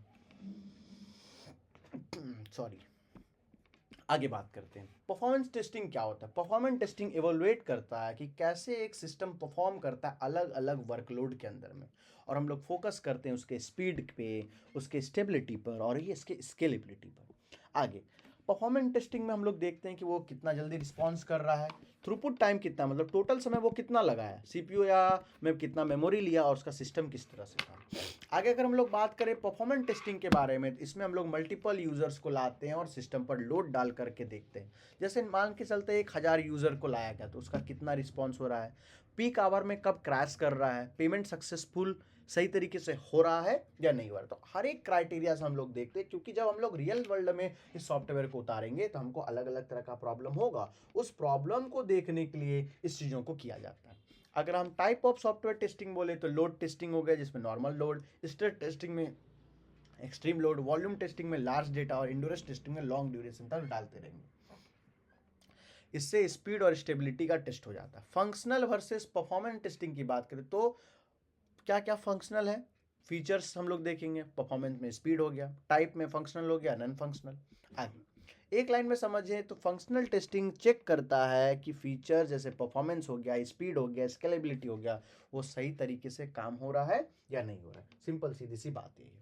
अब बात करते हैं top down and bottom up testing के बारे में। टॉप डाउन और बॉटम अप क्या होता है, टॉप डाउन मतलब टॉप से नीचे की तरफ, ये अलग अलग एक कंपोनेंट है। सबसे पहले M1 बन करके तैयार हुआ, M1 पार्ट जब बन करके तैयार हुआ, हम बोल सकते हैं ये बैटरी है, ये बैटरी है, ये कैमरा है, ये मदरबोर्ड है, ये डिस्प्ले है, और इस तरह का अलग अलग कंपोनेंट जब सबसे पहले बन करके तैयार हुआ बैटरी। अब ये बैटरी क्या होगा, ये एक मदरबोर्ड के साथ अब हम इसको लगाएं, ठीक है, ये अलग कंपोनेंट है। अब इस बैटरी को क्या किए, इधर हम लगाएं किसके साथ, तो कैमरा के साथ लगाएं। अब ये जो यहाँ क्या था, ये बैटरी था, ये मदरबोर्ड था, अब ये मदरबोर्ड डिस्प्ले के साथ, इसके साथ साथ इसके अंदर में नेटवर्क के कंपोनेंट, अलग अलग कंपोनेंट है, तो ये सब अलग अलग कंपोनेंट है। तो सबसे पहला पार्ट 1 बना, फिर पार्ट 2 के साथ उसको जोड़े और इधर तरफ पार्ट 6 के साथ जोड़े। जब ये बन करके यहाँ तक तैयार हो गया तो ये फिर पार्ट 2 जो है वो 3, 4, 5 के साथ जुड़ा और 6 जो है वो 7 के साथ जुड़ा। इस तरह छोटा छोटा ग्रुप में सबसे पहला यहाँ था, उसके बाद ये जुड़ा, इसके साथ जुड़ा, और इस तरह से जुड़ते जुड़ते अलग अलग पार्ट में बन करके एक पूरा सॉफ्टवेयर बन करके तैयार हो गया। आगे बात करते हैं तो इसमें क्या हुआ, पहला एक मॉड्यूल छोटा पार्ट था, उससे फिर अलग अलग अलग अलग पार्ट जुड़ा, फिर नेक्स्ट स्टेप में इस तरह से करते करते करते करते सारा पार्ट एक से एक जुड़ता चला गया। तो टॉप डाउन और बॉटम में क्या अंतर है, टॉप डाउन में यही है कि ऊपर से नीचे की तरफ जुड़ता है, और बॉटम में नीचे से, मतलब सबसे पहले टॉप में क्या होगा, ऊपर से नीचे की तरफ आएगा, और बॉटम से क्या होगा, नीचे वाला पहले ऐड होगा, फिर ऊपर वाला ये होगा, फिर नीचे वाला ऐड, ये ऊपर वाला, फिर ये साथ आपस में जो है कंबाइन हो जाएगा। सिंपल सीधी सी बात है। तो टॉप डाउन में क्या होता है, टॉप डाउन टेस्टिंग एक इंटीग्रेशन टेस्टिंग अप्रोच होता है, जिसमें हम लोग टॉप से चीज़ों को स्टार्ट करते हैं और जाते जाते जाते डाउन तक जाते हैं। सिंपल सीधी सी बात है। आगे अगर इसके एडवांटेज की बात करें तो अर्ली वैलिडेशन हो जाता है, पहले हमें पता चल जाता है कि क्या क्या प्रॉब्लम इसमें आने वाला है। डिसएडवांटेज क्या है, लोअर मॉड्यूल को थोड़ा लास्ट में, क्योंकि जब हम टॉप से आ रहे होते तो नीचे आते आते बहुत समय लग जाता है। बॉटम में क्या होता है, इंटीग्रेशन सबसे पहले होता है, क्योंकि लोअर लेवल पर ज़्यादा काम होता है, तो पहले ही उसको कलेक्ट कर लेते हैं और फिर ऊपर की तरफ जाते हैं। तो अगर आप शॉर्ट में समझना चाहें कि टॉप और बॉटम क्या है, टॉप में सिंपल मतलब ऊपर से नीचे की तरफ में जुड़ता हुआ आ जाएगा, और बॉटम से मतलब नीचे से ऊपर की तरफ जुड़ता हुआ आ जाएगा। सिंपल सीधी सी बात है। आगे जैसे एक बैंकिंग सिस्टम है, उसमें बैलेंस का कैलकुलेट करना, फंड ट्रांसफर करना, यूजर इंटरफेस करना, तो ये सब एक अलग अलग पार्ट है जिसको हम लोग साथ में जोड़ करके काम करेंगे। तो टॉप और बॉटम के बारे में हम लोग समझ गए। तो टॉप डाउन टेस्टिंग जो होगा वो अलग अलग स्टेप्स को, मतलब होगा क्या, जरूरी नहीं है कि हर बार, जैसे हम एक एटीएम का एग्जांपल लेते हैं, तो एटीएम में हम लोग जब कैश को निकालेंगे या कैश को ऐड करेंगे तो अपडेट करेंगे, तो जरूरी नहीं जब हम सॉफ्टवेयर को बना रहे हैं तो हम एक रियल एटीएम में जाकर के इसको डाल देंगे, नहीं, हम लोग एक नॉर्मल एक डमी टाइप का एटीएम बनाएंगे और वो कंडीशन को डाल करके चेक करेंगे। तो सॉफ्टवेयर जब होता है एक डमी पे इसको चेक किया जाता है कि किस तरह से काम हो रहा है और किस तरह से काम नहीं हो रहा है। आगे बात करते हैं। इसके बाद बात करते हैं सॉफ्टवेयर टेस्टिंग स्ट्रैटेजीज के बारे में। तो सॉफ्टवेयर टेस्टिंग स्ट्रैटेजीज क्या है, सॉफ्टवेयर को टेस्ट करने का क्या क्या स्ट्रैटेजीज है। सबसे पहला स्ट्रैटेजीज है identify and developing user profile. मतलब क्या है कि हम लोग एंड यूजर के हिसाब से काम करते हैं, एंड यूजर के बारे में पता करते हैं।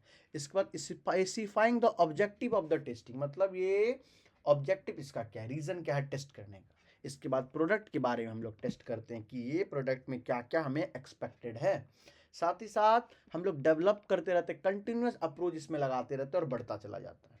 इसके बाद आता है फॉर्मल, मतलब फॉर्मल में हम लोग टेक्निकल टर्म्स पे क्या क्या इसका ज़रूरत है, लीगल टर्म्स पे देखते हैं। इसमें इफेक्टिव फॉर्मल रिव्यूज़ के बारे में प्लान रिव्यूज़ बनाते हैं। इसके बाद बिल्ड रोबूस्ट सॉफ्टवेयर, मतलब एक ऐसे सॉफ्टवेयर को हम लोग बनाते हैं जो स्ट्रांग और रिलायबल हो, और हम लोग फुल रोड मैप बन करके तैयार। तो ये सब कुछ स्ट्रैटेजीज है जो आपको एक सॉफ्टवेयर को टेस्ट करने समय पता होना चाहिए।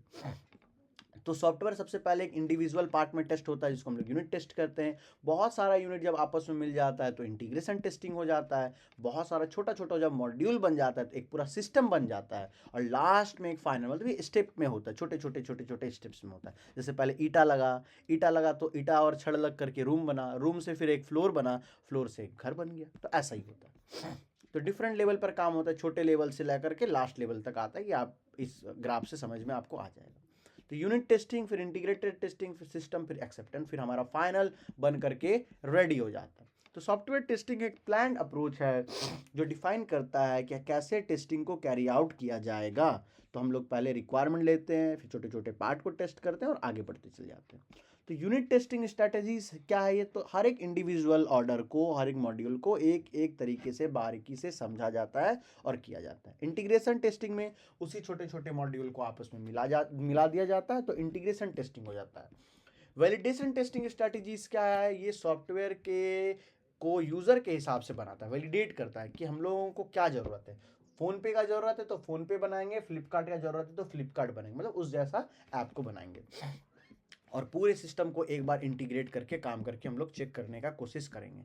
एक्सेप्टेंस टेस्टिंग का स्ट्रैटेजीज क्या है, फाइनली इसको हम लोग टेस्ट करेंगे लास्ट में कि काम हमारा प्रॉपर वे में, प्रॉपर तरीके से हो पा रहा है या नहीं हो पा रहा है। तो ये सारा जो हमारा हो जाएगा वो एक्सेप्टेंस टेस्टिंग के अंदर में आएगा।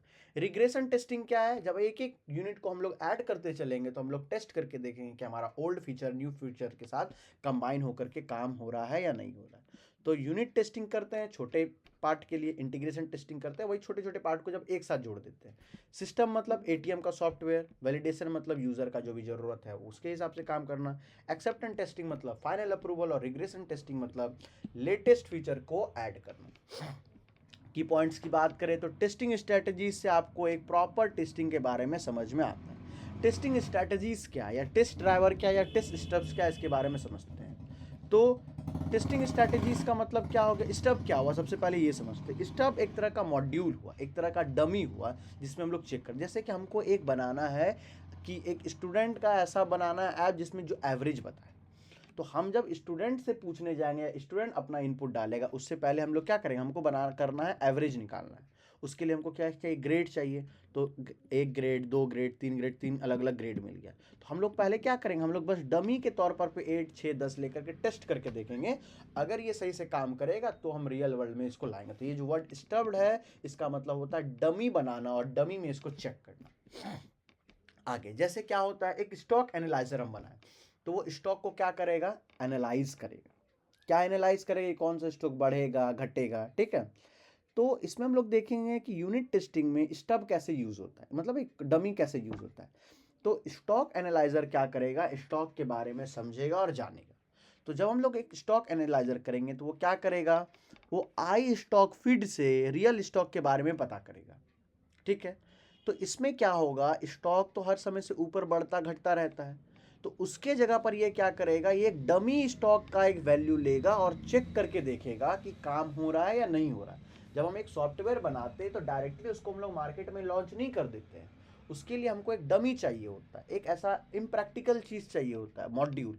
तो हाँ, वहाँ पर हम उसको चेक करते हैं, अगर वेरीफाई हो गया तो अच्छी बात है, अगर वेरीफाई नहीं हुआ तो उसको हम लोग फिर से ठीक। तो वही यहाँ पर स्टब को यूज़ करके हम लोग अलग अलग स्टॉक का वैल्यू लेंगे और चेक करेंगे वो कितना बढ़ेगा घटेगा उसके प्रीवियस डेटा के अनुसार। हम लोग रियल लाइफ में स्टॉक मार्केट में जा करके इसको एनालाइज नहीं करेंगे, हम लोग बस नॉर्मली डेटा को लेंगे।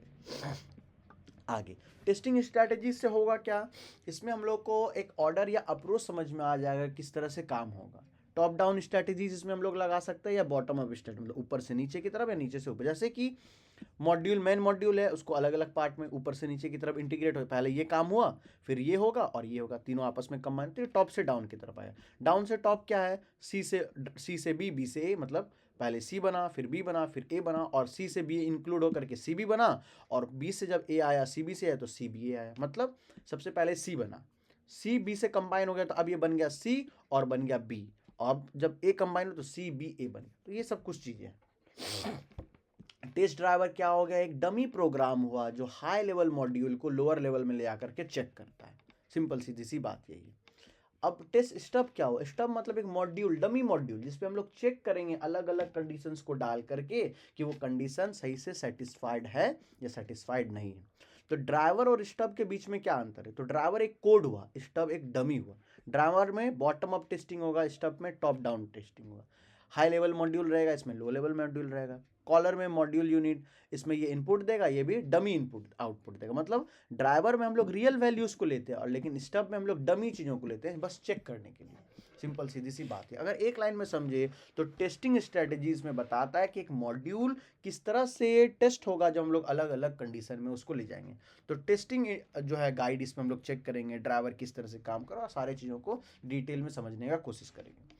आगे बात करते हैं हम लोग स्ट्रक्चरल टेस्टिंग, जिसको हम लोग व्हाइट बॉक्स टेस्टिंग कहते हैं, जो बहुत ही इंपॉर्टेंट है। व्हाइट बॉक्स टेस्टिंग में होता क्या है, हम एक तरफ से इनपुट डालते हैं और एक तरफ से आउटपुट आता है। तो हम लोग साथ ही साथ इसके अंदर में देखते हैं कि जितना भी कोड है, जितना भी लॉजिक है, क्या वो सही से काम कर रहा है या नहीं कर रहा है। अगर हम लोग a प्लस बी के लिए एक कैलकुलेटर बनाए प्लस मल्टीप्लाई माइनस करने के लिए, तो हम चेक करके देखेंगे कि क्या प्लस होने पर प्लस का वैल्यू दे रहा है। तो वाइट बॉक्स टेस्टिंग में हमको अंदर के चीज़ों के बारे में भी पूरा डिटेल्ड नॉलेज रहता है कि किस तरह, हम ऐसा नहीं सिर्फ हम इनपुट दे दें और हम आउटपुट का वेट करें, ऐसा बिल्कुल भी नहीं होता है। हम लोग इसमें देखते हैं कि जब हम लोग दिए तो किस तरह से काम हो रहा है, किस तरह से आगे बढ़ रहा है, क्या प्लस हो रहा है सॉरी, क्या प्लस हो रहा है, क्या माइनस हो रहा है और क्या मल्टीप्लाई हो रहा है। सिंपल सीधी सी बात यही है। आगे बात करते हैं, जैसे ये कि कंडीशन दिया हुआ है कि हम एक वैल्यू को लेंगे और हम लोग देखेंगे कि ये 10 है, तो क्या 10 जो x लिए वैल्यू, क्या ये x 10 से छोटा है। अगर छोटा है तो उसको हम लोग मल्टीप्लाई कर देंगे। मान के चलते हम यहाँ 9 लिए तो 9 को मल्टीप्लाई कर दिए, 9 10 से छोटा, ठीक है। 9 को मल्टीप्लाई कर दिए 4 से, तो 9 4 जा हो गया कितना, 36। इसके बाद क्या हुआ, 36 के बाद इसमें हम लोग और एक ऐड कर दिए 37, क्या 37 इससे छोटा है, हाँ छोटा है। फिर ये यहाँ गया, क्या 37 10 से छोटा है, तो नहीं है। तो ये लूप खत्म करके नीचे की तरफ आ गया। तो हम क्या किए, इसमें कंडीशन एक करके चेक किए, मतलब हम एक हर एक लॉजिक को चेक करके देखते हैं कि वो सही। ये मेनली टेस्टर या डेवलपर, जब आप एक सॉफ्टवेयर बनाते हो तो कोई एक टेस्टर या डेवलपर आपके हर एक लॉजिक को एक एक करके डिटेल में समझता और देखता है। आगे अगर हम लोग बात करें, जैसे यहाँ पर दिया गया है दो वैल्यू है पी और क्यू। पी और क्यू को रीड किया गया और पी और क्यू को देखा गया कि क्या ये 10 से बड़ा है। अगर ऐसा है तो प्रिंट कर देंगे लार्ज, अगर छोटा है तो हम लोग चेक करेंगे क्या जो प्लस किए थे वो 50 से ज़्यादा है, तो प्रिंट करेंगे पी लार्ज। तो सिंपल सीधी सी बात यही है कि हम व्हाइट बॉक्स टेस्टिंग में एक एक कंडीशन, एक एक लॉजिक, एक एक सारे चीज़ों को डिटेल में चेक करते हैं, हर एक कंडीशन पर जाते हैं। हम बस ये नहीं देखते कि हमने जो वैल्यू दिया क्या वो सेटिस्फाई, हमको इसमें फाइनल आउटपुट से ज़्यादा किस तरह से काम कर रहा है उस पर दिमाग लगाना होता है। इसीलिए स्ट्रक्चरल टेस्टिंग को हम लोग व्हाइट बॉक्स टेस्टिंग भी कहते हैं, क्योंकि ये फोकस करता है इंटरनल चीज़ों पर। आपको एक चीज़ बहुत क्लियर ध्यान रखना होगा कि व्हाइट बॉक्स टेस्टिंग में इंटरनल चीज़ों पर ध्यान दिया जाता है, और वो इंटरनल चीज़ लॉजिक हो सकता है या कोड हो सकता है कि वो किस तरह से काम करेगा। ये इसीलिए किया जाता है कि जितना भी कोड वो सही से काम करे, कोई भी तरह का एरर ना हो। तो स्ट्रक्चरल टेस्टिंग में कोड को देखा जाता है, कोड के पाथ को पता किया जाता है।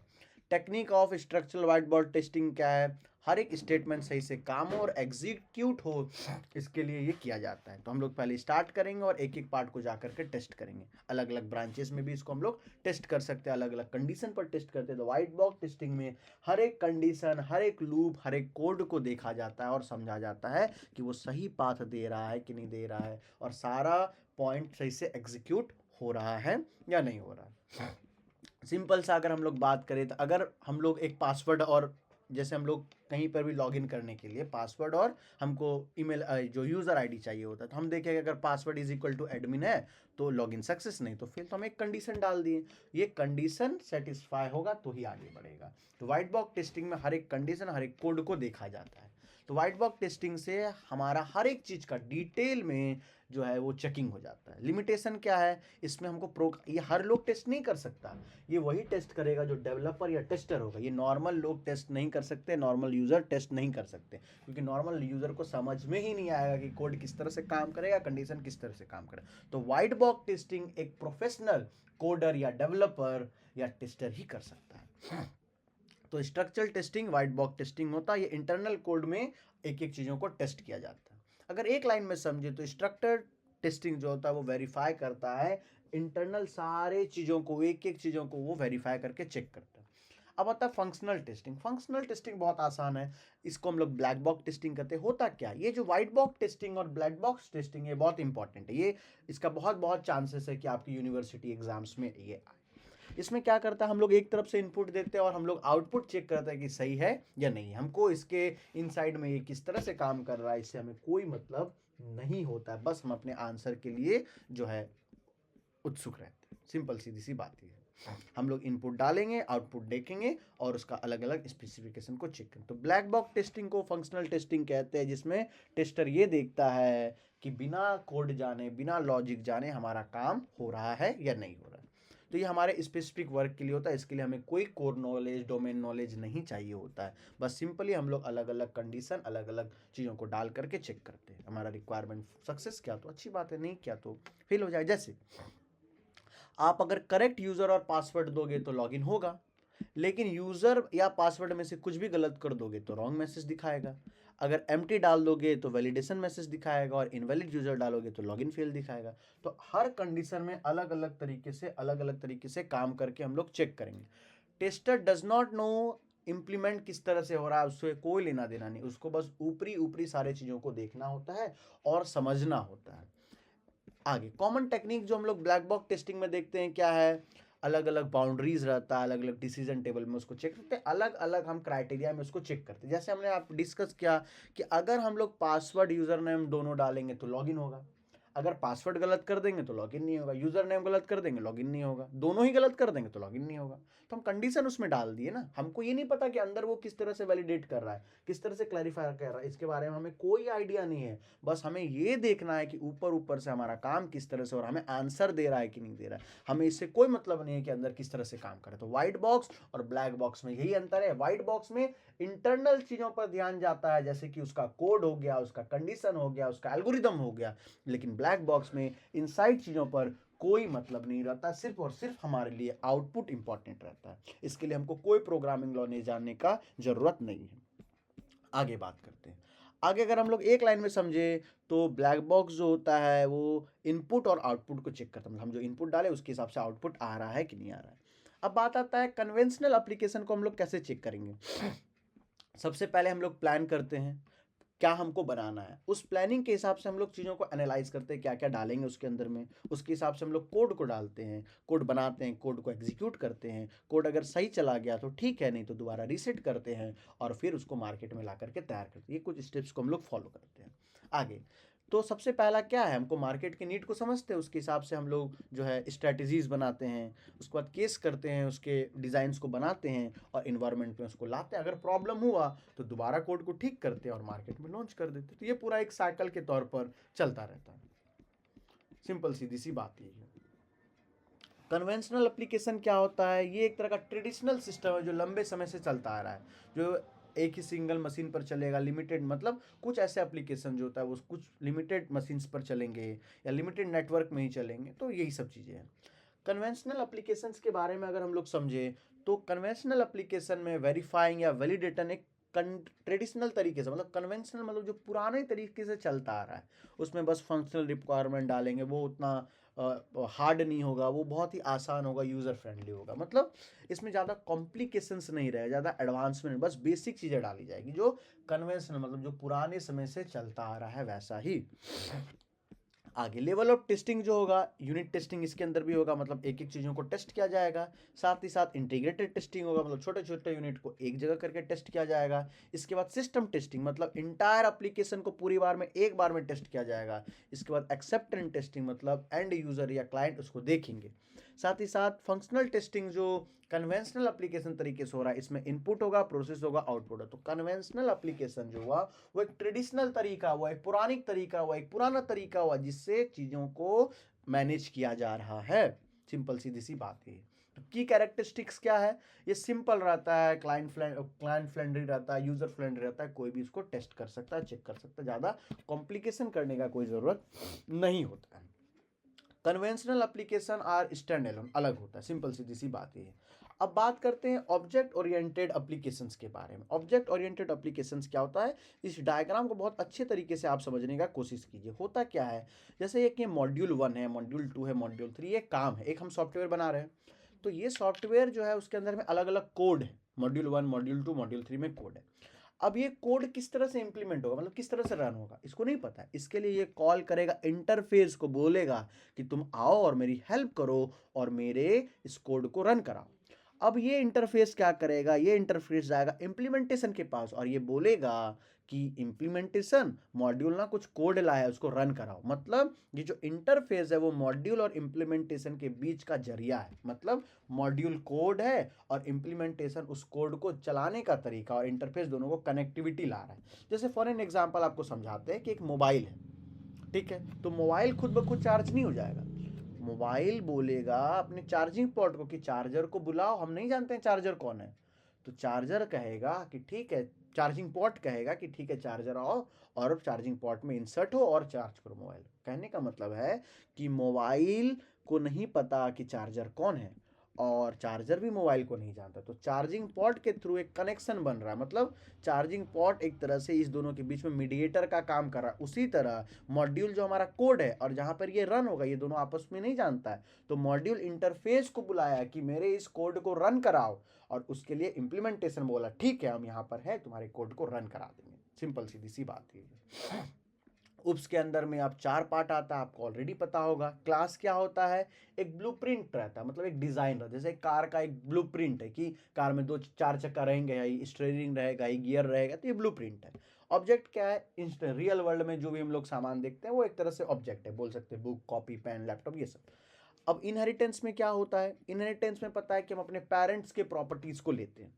पॉलीमॉर्फिज्म में क्या होता है, मतलब एक ही कोड को, एक ही मेथड को अलग अलग तरीके से यूज़ किया जाता है।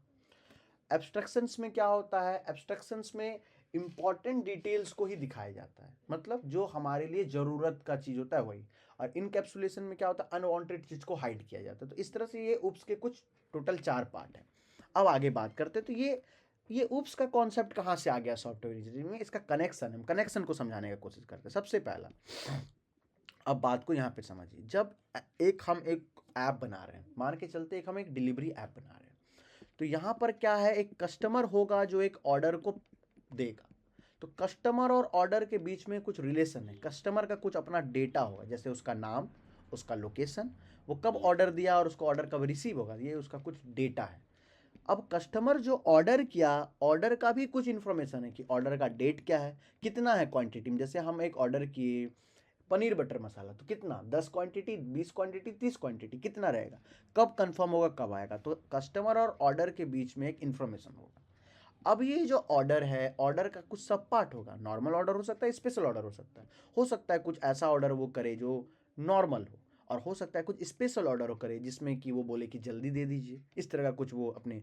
तो ये ऑर्डर का ही क्या सब पार्ट है, सिंपल सीधी सी बात है ये। अब अगर हम लोग कस्टमर है, एक कस्टमर 3 ऑर्डर दिया, ऑर्डर 1, ऑर्डर 2, ऑर्डर 3, तो वो नॉर्मल ऑर्डर के साथ साथ स्पेशल ऑर्डर भी दे सकता है। कहने का मतलब है कि ये जो ऑर्डर रहेगा उसी का क्वालिटी स्पेशल ऑर्डर के साथ मैच करेगा। मतलब नॉर्मल ऑर्डर हो या स्पेशल ऑर्डर हो, ऑर्डर तो एक ही कस्टमर किया है, ऑर्डर उसी के पास जाएगा, तो अंतर क्या है, स्पेशल ऑर्डर हो सकता है 10 मिनट, 15, 20 मिनट पहले पहुंच जाए और नॉर्मल ऑर्डर थोड़ा लेट पहुंचे, लेकिन दोनों में गुण तो ऑर्डर का ही है। तो इसीलिए कुछ कुछ चीज़ों को ये इनहेरिट कर रहा है। तो ये जो ऑर्डर है वो एक पेरेंट क्लास है और ये दोनों जो है वो चिल्ड्रन क्लास, इसका गुण इसके पास जा रहा है। सिंपल सीधी सी बात ये है। आगे ऑब्जेक्ट ओरिएंटेड एप्लीकेशन जो है वो एक तरह का डिज़ाइन है जहाँ पर उप्स के कॉन्सेप्ट को यूज़ होता है, मतलब हर एक चीज़ों को उप्स से कनेक्ट किया जाता है। रियल वर्ल्ड एंटिटी को, डेटा को लेना है या मेथड्स को लेना है, वो कनेक्शन करके काम किया जाता है ताकि काम करना आसान हो जाए। आगे कोर कॉन्सेप्ट अगर बोले तो क्लास क्या है, एक तरह के ऑब्जेक्ट का ब्लूप्रिंट है। ऑब्जेक्ट क्या है, क्लास का एक छोटा पार्ट है। इनकैप्सुलेशन क्या है, इसमें डेटा को हाइड किया जाता है। इनहेरिटेंस क्या है, पेरेंट वाले क्लास को बार बार चाइल्ड में हम लोग यूज़ कर सकते हैं। और पॉलीमॉर्फिज्म क्या है, एक ही पार्ट को अलग अलग तरीके से, मतलब एक ही कोड को अलग अलग तरीके से यूज़ करना। सिंपल सीधी सी बात है। तो यही कॉन्सेप्ट्स को यूज़ करके हम लोग सॉफ्टवेयर इंजीनियरिंग में हर बार अलग अलग कोड नहीं लिखते हैं, उसी को हम लोग यूज़ कर लेते हैं। सिंपल सीधी सी बात यही है। आगे अगर हम लोग एक बैंकिंग एप्लीकेशन के बारे में बात करें तो बैंकिंग एप्लीकेशन में अकाउंट होगा, कस्टमर होगा, ट्रांजैक्शन होगा, तो ये सब तो कुछ एंटिटी होगा ही होगा। तो अकाउंट हो गया। अब अकाउंट का कुछ गुण है, अकाउंट नंबर, बैलेंस, डिपॉजिट या विड्रॉ किस तरह से होगा, सेविंग अकाउंट, इंटरेस्ट रेट। तो ये क्या है, ये इनहेरिट कर रहा है, मतलब अकाउंट है, चाहे वो करंट अकाउंट हो, चाहे वो एफडी वाला हो, मतलब कि फिक्स्ड अकाउंट हो, दोनों में इन पैसा तो इंसर्ट होगा ही, दोनों से पैसा निकलेगा ही। बस अंतर क्या है, करंट अकाउंट में हम जब मन तब कर सकते हैं, और जो फिक्स्ड अकाउंट है उसमें हमको लिमिटेशन रहता है कि हम बार बार ट्रांजेक्शन नहीं कर सकते। लेकिन जो नॉर्मल प्रॉपर्टी है, पैसा रखने का, पैसा निकालने का, पैसा रिड्यूस होने का, वो तो सब में सेम रहेगा। बस वही कहने का मतलब, आप कार ले रहे हो तो कार का नॉर्मल प्रॉपर्टी तो सबका सेम रहेगा। भले कोई बहुत हाई स्पीड चले, बहुत हाई कंफर्ट दे, कोई कम कंफर्ट दे, बस बात तो यही है। उसी तरह सॉफ्टवेयर का जो कुछ गुण रहेगा वो सेम रहेगा, भले अलग अलग तरीके से काम करे, वो अलग बात है। आगे हम लोग बात करते हैं नेक्स्ट टॉपिक के बारे में, जो कि वेब एप्लीकेशन है। वेब एप्लीकेशन क्या हो गया, वेब एप्लीकेशन कहने का मतलब यहाँ पर है कि एक वेबसाइट कैसे काम करता है। कुछ हमारा प्रेजेंटेशन टियर होता है, मतलब जैसे हमारा फ़ोन, लैपटॉप, कंप्यूटर, ये हमें प्रेजेंट कर रहा है। और ये जो प्रेजेंटेशन टियर है वो क्या कर रहा है, वो वैल्यू को ले रहा है डेटाबेस से। तो हम लोग डेटाबेस से कैसे ले पा रहे हैं, क्या कोई भी फ़ोन जिसमें कनेक्शन नहीं है, क्या वो डेटाबेस से कनेक्ट कर पाएगा? नहीं। तो सर्वर एक तरह से ब्रिज का काम, मतलब कनेक्शन का काम कर रहा है। तो सर्वर एक तरह से डेटाबेस और एक यूज़र के बीच में एक फ्रेंडशिप करा रहा है, एक कनेक्टिविटी दे रहा है। तो वेबसाइट भी उसी तरह से काम करता है। वेबसाइट में हम लोग जब जाते हैं अपने फ़ोन के थ्रू, तो वेबसाइट डेटाबेस से डेटा को लेता है और सर्वर के थ्रू, इंटरनेट के थ्रू हमें प्रोवाइड कराता है। सिंपल सीधी सी बात है कि फ़ोन के पास कोई भी डेटा नहीं रहता है, ना सर्वर के पास कोई डेटा रहता है, बस वो कनेक्शन का काम कराता है। आगे तो हमारा जो क्लाइंट, हम लोग एक प्रेजेंटेशन लेयर है, बीच में हमारा सर्वर काम करता है जो डेटाबेस से कनेक्टिविटी ला। आप एक गूगल पर सर्च किए किसी के बारे में, तो फ़ोन को नहीं पता है वो डेटा। गूगल क्या किया, गूगल का वेबसाइट एक सर्वर के जैसा काम किया और डेटाबेस से उसके इन्फॉर्मेशन को खोज करके ला करके आपको बताया। तो वेब एप्लीकेशन एक सॉफ्टवेयर है जो एक इंटरनेट के थ्रू वेब ब्राउज़र पर चलता है। सिंपल सीधी सी बात है, चाहे कोई भी ऐप क्यों ना रहे। 3 लेयर पर काम करता है, प्रेजेंटेशन, एप्लीकेशन और डेटा। प्रेजेंटेशन जिससे हम लोग यूज़ कर रहे हैं, एप्लीकेशन क्या हो, बीच में सर्वर का काम, और नीचे हो गया डेटाबेस जहाँ से इन्फॉर्मेशन को लिया जा रहा है। सिंपल सीधी सी बात है। तो मेन कंपोनेंट क्या है, फ्रंट हैंड जो हम लोग यूज़ कर रहे हैं। वेब सर्वर कौन है, बैक हैंड जो सारे रिक्वेस्ट को हैंडल कर रहा है, और डेटाबेस जहाँ से डेटा को ले रहा है। सिंपल सीधा, आपने रिक्वेस्ट भेजा वेब सर्वर के पास, आपको नहीं पता आपका डेटा कहाँ पर है। वेब सर्वर जाएगा, डेटा से आप डेटाबेस से आपके डेटा को खोज कर लाकर आपके सामने प्रेजेंट कर देगा। सिंपल सीधी सी बात यही है। तो आपने जब लॉगिन किया, आपने रिक्वेस्ट भेजा, वो रिक्वेस्ट क्या हुआ, डेटा बेस के पास गया और डेटाबेस उसके हिसाब से आपको इन्फॉर्मेशन ला करके दिया। सिंपल सीधी सी बात यही है। आगे अगर हम लोग बात करते हैं फॉर्मल मॉडलिंग और वेरिफिकेशन के बारे में, कि फॉर्मल मॉडलिंग और वेरिफिकेशन क्या होता है। फॉर्मल मॉडलिंग एक प्रोसेस है जिसमें सॉफ्टवेयर सिस्टम को मैथमेटिकल नोटेशंस के साथ या फॉर्मल लैंग्वेज के साथ दिखाया जाता है। मतलब सॉफ्टवेयर को फॉर्मली दिखाया जाता है, उसमें अलग अलग करेक्टनेस को चेक किया जाता है, मैथमेटिकल टेक्निक्स लगाया जाता है। मतलब फॉर्मल मॉडलिंग मतलब सॉफ्टवेयर को फॉर्मल वे में डिस्क्राइब करना, मैथमेटिकली डिस्क्राइब करना या प्रूव करना कि वो सही है या गलत है। इसका ऑब्जेक्टिव ये है कि अर्ली फेजेस में डिज़ाइन को पता कर लेता है अगर कुछ प्रॉब्लम है।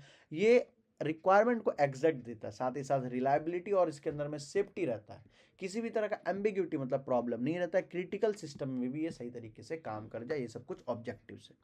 तो फॉर्मल मॉडलिंग डायग्राम क्या होता है, इसमें रिक्वायरमेंट का स्पेसिफिकेशन रहता है, मतलब रिक्वायरमेंट हमें पता होता है, इसके हिसाब से एक मैथमेटिकल मॉडल बनता है और उसको वेरीफाई होता है। तो फॉर्मल मॉडलिंग मतलब सॉफ्टवेयर को फॉर्मली टेक्निकली चीज़ों को देखा जाना। टेक्निक्स क्या है, इसमें हम लोग अलग अलग कंडीशन, मतलब सॉफ्टवेयर किस किस कंडीशन में जा सकता है वहां ले जाकर इसको टेस्ट करेंगे।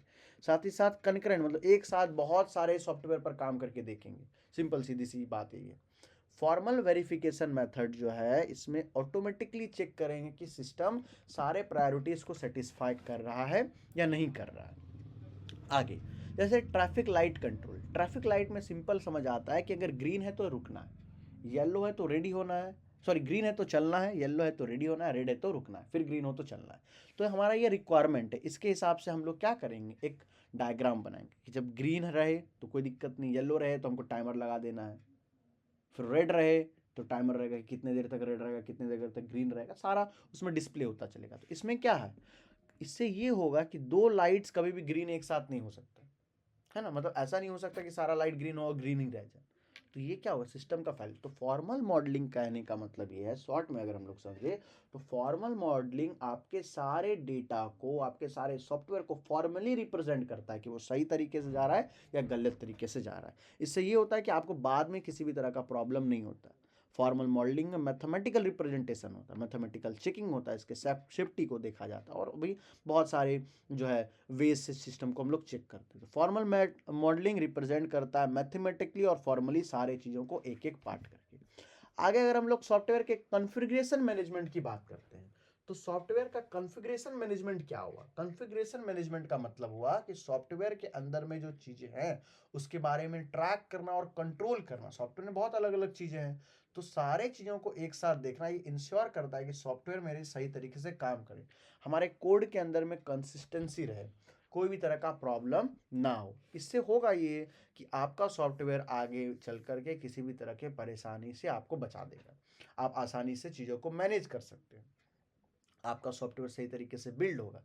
तो मेन क्या कारण है एससीएम का, मतलब सॉफ्टवेयर कॉन्फ़िगरेशन मैनेजमेंट का क्या काम है, काम ये है कि इसमें आपके आइटम्स जो लगे हुए हैं, कोड है, डॉक्यूमेंट है, लाइब्रेरी, ये सही तरीके से काम हो, वर्जन सही तरीके से, उसमें चेंज हम आसानी से कर सकते, ये सब कुछ एससीएम के अंदर का पार्ट है। मतलब हम लोग एक एक आइटम को आसानी से चेक करेंगे और आगे बढ़ते चलेंगे। जैसे लाइब्रेरी मैनेजमेंट सिस्टम क्या होगा, टीम एक लाइब्रेरी मैनेजमेंट सिस्टम बनाए, तो लाइब्रेरी के अंदर में बुक रहेगा, बुक को ट्रैक करने का तरीका रहेगा, चेंज करने का रिक्वेस्ट रहेगा, तो ये सब सारा चीज़, मतलब हम लोग एक सॉफ्टवेयर के अंदर में जो छोटे छोटे चीज़ है उस पर हम लोग ध्यान देंगे कि वो सारा छोटा चीज़ एक साथ काम कर पाए और सही से काम कर पाए। अब आता है प्रोडक्ट मैट्रिक्स। प्रोडक्ट मैट्रिक्स जो होता है एक टेबुलर रिप्रेजेंट, मतलब टेबल के फॉर्म में रिप्रेजेंट करते हैं सॉफ्टवेयर इंजीनियरिंग में, ताकि सॉफ्टवेयर का जितना भी प्रोडक्ट है उसका क्या गुण है, इसका क्या नुकसान है, इसका क्या फ़ायदा है, हम सारे चीज़ों को एक साथ बहुत ही आसान तरीके से समझ पाए।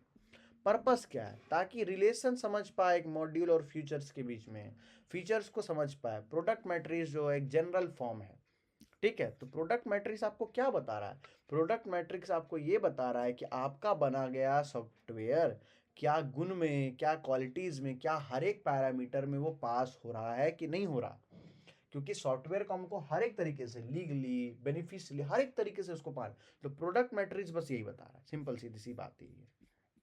आगे जैसे एक ऑनलाइन बैंकिंग सिस्टम है, तो लॉगिन उसमें आसानी से हो रहा है कि नहीं, फंड ट्रांसफर हो रहा है कि नहीं, बिल पेमेंट हो रहा है कि नहीं, तो सारे चीज़ों को हमको एक साथ ला करके देखना पड़ेगा। तो प्रोडक्ट मैट्रिक्स से आपको क्लियर विजन मिल जाएगा कि आपका किस तरह से क्या गैप है, क्या प्लानिंग है, क्या टेस्टिंग है, सारी चीज़ों की। लिमिटेशंस की बात करें, कैन बिकम लार्ज और कॉम्प्लेक्स हो सकता है कभी कभी। एक लाइन में अगर हम लोग समझे सिंपल, अगर आप अभी तक प्रोडक्ट मैट्रिक्स नहीं भी समझे तो दो लाइन में आप समझ में आ जाएगा। प्रोडक्ट मैट्रिक्स एक तरह का टेबल है जो सॉफ्टवेयर के फीचर्स के बारे में या उसके रिक्वायरमेंट के बारे में बताता है, और ये ट्रैक करता है कि किस तरह से प्लान किया गया है और किस तरह से आगे काम करेगा। लास्ट पार्ट है असेसमेंट, टीम एनालाइजिंग इन जो है यूजिंग मैट्रिसेस। क्या है, एक सॉफ्टवेयर इंजीनियर में एक असेसमेंट टीम्स जो होते हैं वो मैट्रिसेस को देखते हैं, मैट्रिसेस मतलब अलग अलग कंडीशंस को चेक करते हैं और कंपेयर करते हैं, प्रायोरिटाइज करते हैं अलग अलग कंपोनेंट को, ये ताकि चीज़ों को लोकेट करना हमारे लिए आसान हो जाएगा। पर्पस, इवोल्युएट करते हैं इंपॉर्टेंस और प्रायोरिटी को। कॉमन मैट्रिसेस जो यूज है जैसे मॉड्यूल मैट्रिक्स हो गया, प्रायोरिटी मैट्रिक्स हो गया, रिस्क मतलब सॉफ्टवेयर को अलग अलग फॉर्म में सबसे पहला रिक्वायरमेंट के लिए या वेट के लिए या रिस्क के लिए हम लोग पता करते हैं।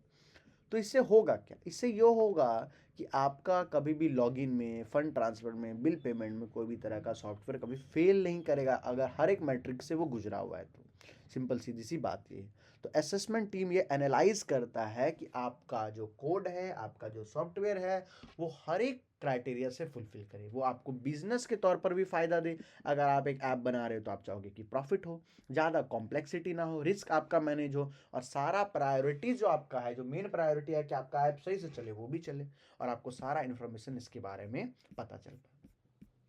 अगर आप वीडियो के इस पार्ट तक आए हो और आपको अगर सारा बात अच्छे से समझ में आ गया है, तो आप इस चैनल को लाइक कीजिए, सब्सक्राइब कीजिए और इस चैनल पर बने रहिए, क्योंकि इस चैनल पर आए दिन, हर दिन एक बहुत इंपॉर्टेंट टॉपिक के साथ एक वन शॉट अभी आता रहेगा। और वन शॉट आपके लिए बहुत ही ज़्यादा बेनिफिशियल होगा, साथ ही साथ आपको नोट भी प्रोवाइड कर दिया जाएगा। तो आप कमेंट सेक्शन में नोट्स टाइप कीजिए और आपको नोट्स जो है वो मिल जाएगा। साथ ही साथ इस चैनल पर बने रहिए, क्योंकि ये आपके एग्जाम्स के लिए, आपके इंटरव्यूज़ के लिए बहुत ही ज़्यादा इंपॉर्टेंट होने वाला है। Thank you so much.